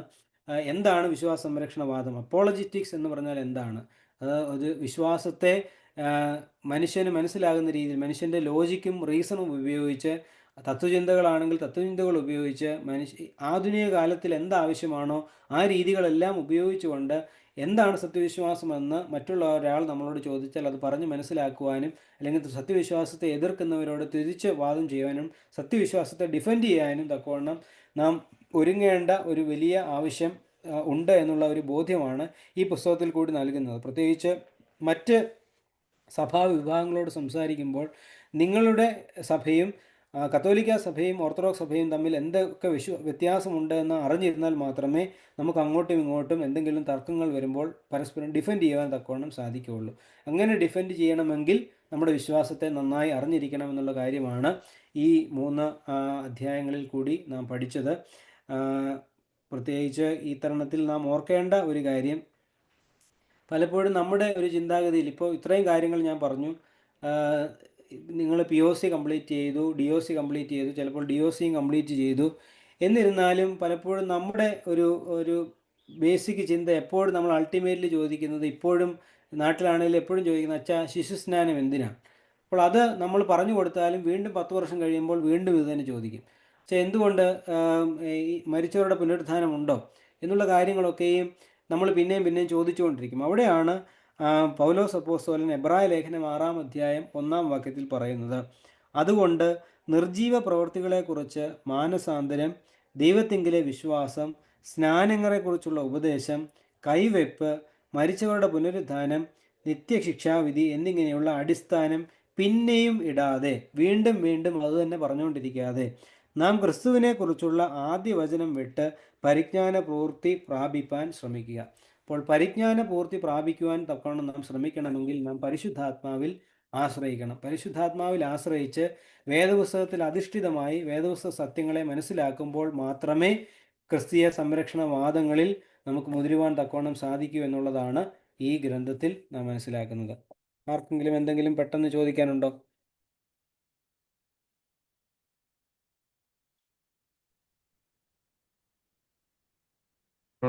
ഇവിടെ അപ്പോളജറ്റിക്സ് ഒക്കെ ഒത്തിരി കൂടുതലായിട്ട് ഇപ്പം നടക്കുന്നുണ്ട്. പ്രത്യേകിച്ച് ഈ പ്രൊട്ടസ്റ്റന്റ് വിഭാഗങ്ങളിലൊക്കെ. അപ്പം അവർ ഈ അപ്പോസ്തോലിക് ക്രീഡ് യൂസ് ചെയ്തെന്ന് പറഞ്ഞായിരുന്നു. നൈസീൻ ക്രീഡ് അല്ലാതെ അത് ആരും ഏത് വിഭാഗമാണ് അത് യൂസ് ചെയ്യുന്നത്? ഞാൻ അങ്ങനെ ഒരു പ്രൊട്ടസ്റ്റന്റുകാർ യൂസ് ചെയ്യുന്നതായിട്ട് ഏത് പ്രൊട്ടസ്റ്റന്റുകാരായിരിക്കും അച്ഛൻ ഉദ്ദേശിച്ചത്? അപ്പോസ്തോലിക് ക്രീഡ് യൂസ് ചെയ്യുന്ന ആളുകളുണ്ട്. ഞാൻ ഒരു മിനിറ്റ്. ആംഗ്ലിക്കൻ ആണെന്ന് തോന്നുന്നു അച്ഛാ. Anglican church apostolic creed use ചെയ്യുന്നുണ്ട്. മറ്റേ അപ്പൊ അത് പകുതിയേ ഉള്ളൂ അല്ലേ? അവർ പ്രത്യേകിച്ച് ഒരു ആദ്യത്തെ ഇല്ല, ക്രൂഡ് അതിനകത്ത് ഫോമാണ് കുറച്ച് യൂസ് ചെയ്യുന്നത്. കാര്യങ്ങളേ ഉള്ളൂ. ഉം. കുറച്ച് അതിൻ്റെ ഭാഗങ്ങളും കൂടി ചേർത്തെടുത്തിട്ടാണ് നിഖ്യാ വിശ്വാസ പ്രമാണവും നിഖ്യാ കുസ്തുന്തിനോസ് വിശ്വാസ പ്രമാണത്തിൻ്റെ കാര്യങ്ങളെല്ലാം നമ്മൾ അതിനകത്ത് നിന്നെല്ലാം എടുത്തിട്ടുണ്ട്. പക്ഷേ കത്തോലിക്ക സഭ അതിനകത്തിൽ ഒരു കാര്യം ആഡ് ചെയ്തു. അതാണ് ഫിലിയോക്കെ എന്ന് പറയുന്ന കാര്യം. പുത്രനിൽ നിന്ന് പുറപ്പെടുന്നു അല്ലേ? ഇത് പുത്രനിൽ നിന്നും പുറപ്പെടുന്നു, പിതാവിൽ നിന്നും പുത്രനിൽ പുത്രനിൽ നിന്ന് എന്നുള്ള കാര്യങ്ങൾ കൂടി, ആൻഡ് ഫ്രം ദി സൺ എന്നുള്ള കൂടി ആഡ് ചെയ്തു. അപ്പോൾ അങ്ങനെ ഒരുപാട്. എന്നാൽ ഓർത്തഡോക്സ് വിശ്വാസത്തിൽ ഈ 325-ലും 381-ലും 431-ലും ഒക്കെ കൂടിയ സുന്നോദോസുകളിൽ തീരുമാനിച്ച അതേ വിശ്വാസ പ്രമാണമാണ് അന്നും ഇന്നും നമ്മൾ യൂസ് ചെയ്യുന്നത്. ഈ വിശ്വാസ പ്രമാണമാണ് എന്തെങ്കിലും എക്യുമെനിക്കൽ ലെവലിൽ വന്നു കഴിഞ്ഞാൽ ഈ വിശ്വാസ പ്രമാണമാണ് മിക്കവാറും മുന്നോട്ട് വയ്ക്കുന്നത്. അതെല്ലാവരും അംഗീകരിച്ച് അത് ചൊല്ലുകയും ചെയ്യും. അച്ഛാ, ഇത് സാബു നൈനാനാണ്, ഹ്യൂസ്റ്റണിൽ നിന്നാണ്. ഓക്കെ. ഞാനൊരു കഴിഞ്ഞ 20-25 വർഷമായിട്ട് ജൂയിഷ് മുസ്ലിം സംവാദത്തിൽ ഏർപ്പെടുന്ന ഒരു വ്യക്തിയാണ്. ഫേസ്ബുക്കിലും സോഷ്യൽ മീഡിയയിലും അതിനോടനുബന്ധിച്ച് ബുക്കുകൾ പബ്ലിഷ് ചെയ്തിട്ടുണ്ട്, പേപ്പേഴ്സ് ഒക്കെ പബ്ലിഷ് ചെയ്തിട്ടുണ്ട്. എൻ്റെ അനുഭവത്തിൽ നിന്ന് ഒരു ചോദ്യം ഞാൻ ഇന്നത്തെ വിഷയവുമായിട്ട് ചോദിക്കുകയാണ്. ഈ അച്ഛന ആദ്യം പറഞ്ഞ ഒഫൻസീവ് അപ്പോളജറ്റിക്സ് എന്നുള്ളത്, അത് ഇന്ന് പ്രായോഗികം ആയിട്ട് നടക്കുന്ന കാര്യമാണോ വെച്ചാൽ? അത് what is our approach today? കാരണം ഇന്ന് നമ്മൾ ഇപ്പം കത്തോലിക്ക സഭയിലെ ചില പുരോഹിതന്മാർ ഇപ്പോൾ സോഷ്യൽ മീഡിയയിലൊക്കെ വന്ന് പബ്ലിക്കായിട്ട് മുസ്ലിംസിൻ്റെ തിയോളജിയെ ഒപ്പോസ് ചെയ്യുന്നുണ്ട്. എന്നാൽ ഓർത്തഡോക്സ് ചർച്ചിൽ അങ്ങനെ ഒരു അപ്രോച്ച് ഞാൻ ഇതുവരെ കണ്ടിട്ടില്ല. അത് ലോ ആൻഡ് ഓർഡറിനെ പേടിച്ചാണോ അതോ ഇപ്പോൾ നമ്മുടെ പോളിസി അല്ല എന്നുള്ളതാണോ ഉദ്ദേശിക്കുന്നത് എന്നുള്ളതാണ് എൻ്റെ ഒരു ചോദ്യം. രണ്ടാമത്, പഴയ നിയമത്തിലാണെങ്കിലും പുതിയ നിയമത്തിലാണെങ്കിലും ദൈവം അങ്ങോട്ട് പോയി വിളിക്കുന്നതായിട്ടാണ് നമ്മൾ കാണുന്നത്. അബ്രഹാമിനെ അങ്ങോട്ട് പോയി വിളിക്കുന്നു, മോശയെ അങ്ങോട്ട് പോയി വിളിക്കുന്നു, ഡേവിഡിനെ അങ്ങോട്ട് പോയി വിളിക്കുന്നു. പുതിയ നിയമത്തിൽ നോക്കുകയാണെങ്കിൽ ശിഷ്യന്മാരെ എല്ലാം കർത്താവ് അങ്ങോട്ട് പോയി വിളിക്കുകയാണ്. പൗലോസ് ഇത്രയും ജ്ഞാനം ഉണ്ടായിട്ടും സ്വാതന്ത്ര്യം ഉപയോഗിച്ച്, ലോജിക്ക് ഉപയോഗിച്ച് ഇങ്ങോട്ട് വന്ന് മെമ്പർഷിപ്പ് ചോദിക്കുകയല്ല, ദൈവം അങ്ങോട്ട് ചെന്ന് വിളിക്കുകയാണ്. കൊർണല്യോസും പത്രോസും തമ്മിലുള്ളതായ ആ കൊർണല്യോസിന്റെ സ്നാനം നടക്കുന്നതും അവരോട് രണ്ടുപേരോടും പറയുമ്പോഴാണ് ഒരു ബാപ്റ്റിസം നടക്കുന്നത്. അപ്പൊ ഈ ഒരു അപ്രോച്ചിനെ പറ്റി, അതുകൊണ്ടാണോ ഓർത്തഡോക്സ് സഭ അഗ്രസീവായിട്ടുള്ള ഇവാഞ്ചലിസം ചെയ്യാത്തത്? What is our approach here? ഒന്ന് അച്ഛനൊന്ന് എക്സ്പ്ലെയിൻ ചെയ്താൽ നന്നായിരിക്കും. ആദ്യത്തെ ചോദ്യത്തിന് ഉള്ള ഒരു മറുപടി ഞാൻ പറഞ്ഞു. നമ്മൾ അപ്പോളജറ്റിക്സ് എന്ന് പറയുന്ന ഒരു സംവിധാനത്തിന് പ്രധാനമായിട്ടും രണ്ട് വിധത്തിലുള്ള ഇതുണ്ടെന്നാണ് പറഞ്ഞത്. The defensive apologetics and the offensive apologetics. അതൊരു രണ്ട് മെത്തേഡാണ്. പക്ഷേ നമ്മൾ ഈ പുസ്തകത്തിൽ നമ്മൾ വായിച്ചപ്പോൾ തന്നെ നമ്മൾ പറഞ്ഞു, അതിൽ നിന്നൊക്കെയും നമ്മൾ മാറി നമ്മളിപ്പോൾ ഒരു ഡയലോഗ് അപ്രോച്ചിലേക്കാണ് നമ്മളിപ്പോൾ ആയിരിക്കുന്നത്. പക്ഷേ ഇപ്പോൾ നമ്മൾ ഈ സോഷ്യൽ മീഡിയയിലൊക്കെ കാണുമ്പോൾ നമ്മൾ ഒരുപാട് വിശ്വാസത്തെ അങ്ങ് ആക്രമിക്കുമ്പോൾ തിരിച്ച് പ്രത്യാക്രമണം നടത്തുക എന്നുള്ള രീതിയിലാണ് ഇപ്പോഴത്തെ ഒരു രീതിയിലുള്ള പോക്ക്. പക്ഷേ ഓർത്തഡോക്സ് സഭയ്ക്ക് അങ്ങനെ ഒരു രീതിയില്ല. ഓർത്തഡോക്സ് സഭ എപ്പോഴും പ്രാധാന്യം കൊടുക്കുന്നത് ഒരു ഡയലോഗ് അപ്രോച്ചിനാണ്. പരിശുദ്ധാത്മ പ്രേരിതമായിട്ടുള്ള, പരിശുദ്ധാത്മ വഴി നടത്തുന്ന രീതിയിലുള്ള ഒരു അപ്രോച്ചാണ് ഓർത്തഡോക്സ് സഭ പ്രാധാന്യം കൊടുക്കുന്നത്. രണ്ടാമത്തെ കാര്യം പറഞ്ഞത്, ദൈവം അങ്ങോട്ട് പോയി എല്ലാവരെയും വിളിക്കുന്നു, അത് പൗലോസിനെയും വിളിക്കുന്നു, അതുപോലെ തന്നെ വിളിക്കുന്നു എന്നുള്ളത് പോലെ തന്നെ പ്രാധാന്യമർഹിക്കുന്ന ഒരു കാര്യമായതുകൊണ്ടാണ് ഓർത്തഡോക്സ്, അത് നിങ്ങൾ പറഞ്ഞ കാര്യം ശരി തന്നെയാണ്. ഓർത്തഡോക്സ് സഭ ഒരിക്കലും ഈ ഒരു ഒഫൻസീവ് മെക്കാനിസത്തിലേക്കോ അല്ലെങ്കിൽ ഒരിക്കലും പോകാറില്ല. പക്ഷേ നമ്മൾ ഡിഫെൻസ് ചെയ്യാറുണ്ട്. നമ്മുടെ ഫെയ്ത്തിന് എന്തെങ്കിലും വന്നു കഴിഞ്ഞാൽ എന്തോ ചോദ്യത്തിനോട് ചേർന്നാണോ അല്ലെങ്കിൽ അച്ഛൻ്റെ കണ്ടിന്യൂ ചെയ്തു പറഞ്ഞു? അതുകൊണ്ടാണ്. അപ്പോൾ ഇത്രയും കാര്യമേ ഉള്ളൂ. ഓർത്തഡോക്സ് സഭയ്ക്ക് അങ്ങനെ ഒരു ഒഫൻസീവ് അപ്രോച്ച് ഇല്ല, ഇപ്പോഴില്ല. നമുക്ക് ഒരു ഡയലോഗ് അപ്രോച്ചിനാണ് നമ്മൾ പ്രാധാന്യം കൊടുക്കുന്നത്. നമ്മളെപ്പോഴും പ്രാധാന്യം കൊടുക്കുന്നത് പരിശുദ്ധാത്മാവിൻ്റെ നടത്തിപ്പിനാണ്. അതുകൊണ്ട് എപ്പോഴും ഡയലോഗിൽ പോയി ഇരുന്നിട്ടുള്ള ആളുകൾക്കറിയാം, ആദ്യമേ പ്രാർത്ഥന ഒക്കെ പ്രാർത്ഥിച്ച് പരിശുദ്ധാത്മാവിനോടുള്ള പ്രാർത്ഥനകൾ പ്രാർത്ഥിച്ചിട്ടൊക്കെയാണ് നല്ല ഡയലോഗുകളൊക്കെ ആരംഭിക്കുന്നത്. അപ്പോൾ അത് പരിശുദ്ധാത്മാവ് നടത്തുമെന്നുള്ളൊരു ബോധ്യത്തിലാണ്. അങ്ങനെയാണ് നല്ല തീരുമാനങ്ങളൊക്കെയും ഉരുത്തിരിഞ്ഞ് വരുന്നത്. അതുകൊണ്ട് തന്നെ നല്ല ഡയലോഗുകൾ നടന്നതുകൊണ്ടാണ് ഈവൻ ഓർത്തഡോക്സ് സഭയിൽ തന്നെ ഓറിയൻ്റൽ സഭകളും ബിസൻറ്റിയൻ ചർച്ചസും തമ്മിലുള്ള ഒരു വലിയ വിടവുകളൊക്കെ കുറേ അധികമൊക്കെ നികത്തുവാൻ കഴിഞ്ഞത് ഈ ഒരു ഡയലോഗ് അപ്രോച്ച് ഉള്ളതുകൊണ്ടാണ്. മറിച്ച് ഒഫൻസീവ് അപ്രോച്ച് ആയിരുന്നുവെങ്കിൽ അതിന് സാധിക്കുകയില്ലായിരുന്നു. താങ്ക് യു അച്ഛാ. ഞാനത് ചോദിച്ചെന്നുള്ളതേ ഉള്ളൂ. ഇപ്പോൾ ഈ രീതിയിലുള്ളതായ ഇൻട്രാ റിലീജിയസ് ഡയലോഗ് കേരളത്തിലും ഇന്ത്യയിലും ഓർത്തഡോക്സ് സഭ മറ്റ് മതങ്ങളുമായിട്ട് നടക്കുന്നുണ്ടോ? അത് അപ്ഡേറ്റ് പറയാമോ? നമ്മുടെ ചർച്ചസിന് ഇപ്പോൾ ഇൻട്രാ റിലീജിയസ് ഡയലോഗ്സ് ഒക്കെ കുറവാണ് ഇപ്പോൾ നാട്ടിൽ. പൗലോസ് മാർ ഗ്രിഗോറിയോസ് തിരുമേനിയുടെ സമയത്ത് അത് വളരെ നന്നായിട്ട് നടന്നിരുന്നു. പക്ഷേ ഇപ്പോൾ അത് വളരെ കുറവായിട്ടാണ് കാണുന്നത്, ഇൻട്രാ റിലീജിയസ്. ഒഫൻസീവ് എന്ന് പറയുമ്പോൾ അച്ഛാ ഒത്തിരി അഗ്രഷൻ ആണ് ഉദ്ദേശിക്കണേ. ഇപ്പം അച്ഛൻ ഒസ്താത്യോസ് തിരുമേനിയെ കോട്ട് ചെയ്തപ്പോൾ എനിക്ക് ഒത്തിരി സന്തോഷം തോന്നി. പക്ഷെ നമ്മുടെ സഭയുടെ ഉള്ളിൽ തന്നെയും തിരുമേനി ചെയ്ത കാര്യങ്ങളെ കുറിച്ച് എപ്പോഴും ഒരു എന്താ പറയുന്ന ഒരു രണ്ട് ചിന്തയുണ്ടായിരുന്നു. അതിനെക്കുറിച്ച് അച്ഛൻ എന്താ പറയാനുള്ളേ? തിരുമേനിയുടെ എപ്പോഴുമുള്ള വാദങ്ങൾക്ക് ചില പ്രത്യേകതകളുണ്ടായിരുന്നു. കാരണം തിരുമേനിയെ സംബന്ധിച്ചിടത്തോളം ഞാനിപ്പോൾ ഈയിടെ തന്നെ പറഞ്ഞു കേട്ടിട്ടുള്ള കാര്യമാണ്, ഒരു എന്തായിരുന്നു അവിശ്വാസിയുടെ പേര് കുർബാനയിൽ ഓർക്കാമോ എന്ന് തിരുമേനിയോട് ഒരാൾ വന്ന് ചോദിക്കുന്നുണ്ട്. അപ്പോൾ തിരുമേനി കൊടുക്കുന്ന ഒരു മറുപടി, അവൻ അവിശ്വാസി ആയിരിക്കുന്നത്, അവൻ ക്രിസ്തുവിനെ അറിയാത്തത് നമ്മുടെ പരാജയം കൊണ്ടാണ്. തിരുമേനിയുടെ മറുപടിയാണ്. അപ്പോൾ അത് തീർച്ചയായിട്ടും നമ്മുടെയൊക്കെ ഒരു വ്യൂ പോയിന്റിനെ മാറ്റുന്ന കാര്യമാണ്. തിരുമേനിയുടെ ഒരു ചിന്താഗതി അതാണ്. സുവിശേഷം അറിയിക്കുക, അതിന് ഏതറ്റം വരെയും എങ്ങനെയും പോവുക, അശരണരെ സംരക്ഷിക്കുക, പാവപ്പെട്ടവരെ കരുതുക, അതാണ് സുവിശേഷത്തിൻ്റെ മർമ്മം എന്നുള്ള രീതിയിൽ തിരുമേനി പറയുന്നുണ്ട്. എങ്കിലും പക്ഷേ സത്യവിശ്വാസം എവിടെയൊക്കെ അതിനെതിരെ സംസാരിക്കുന്നു, അവിടെയൊക്കെയും തിരുമേനി ഓപ്പോസിറ്റായിട്ട് സംസാരിക്കുന്നുണ്ട്. അങ്ങനെയുള്ള പഠനങ്ങൾ ഇപ്പോൾ തീർച്ചയായിട്ടും നടക്കുന്നുണ്ട്. ജർമ്മനിയിലുള്ള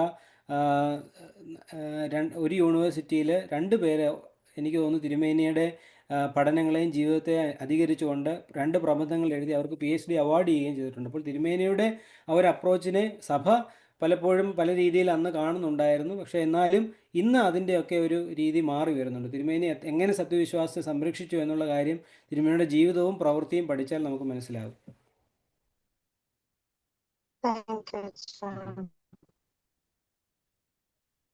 7 മണിയായി. നമുക്ക് എങ്ങനെയാ വൈൻഡപ്പ് ചെയ്യാണോ? പ്രാർത്ഥിച്ചു. ഓക്കെ. ശുദ്ധമുള്ള പിതാവേ, ശുദ്ധ തിരുനാമത്താ ഞങ്ങളെ നീ കാത്തുകൊള്ളണമേ. രക്ഷിതാവ് പുത്ര ജയമുള്ള സ്ലീബാ ഞങ്ങളെ മറച്ചുകൊള്ളണമേ. ശുദ്ധമുള്ള റുഹ കുടിപ്പിന് ഭയങ്ങളെ ക്ഷമിക്കണമേ. ദൈവമായ കർത്താവേ, നേരെ മുക്കിലും എല്ലാ സമയത്തും ദൈവത്തിന് ചെറുകളെ മറച്ചുകൊള്ളണമേ. ആമേൻ. താങ്ക് യു അച്ഛൻ. അടുത്ത ആഴ്ച കാണാം. അടുത്ത ആഴ്ച കാണാം. ഓക്കെ.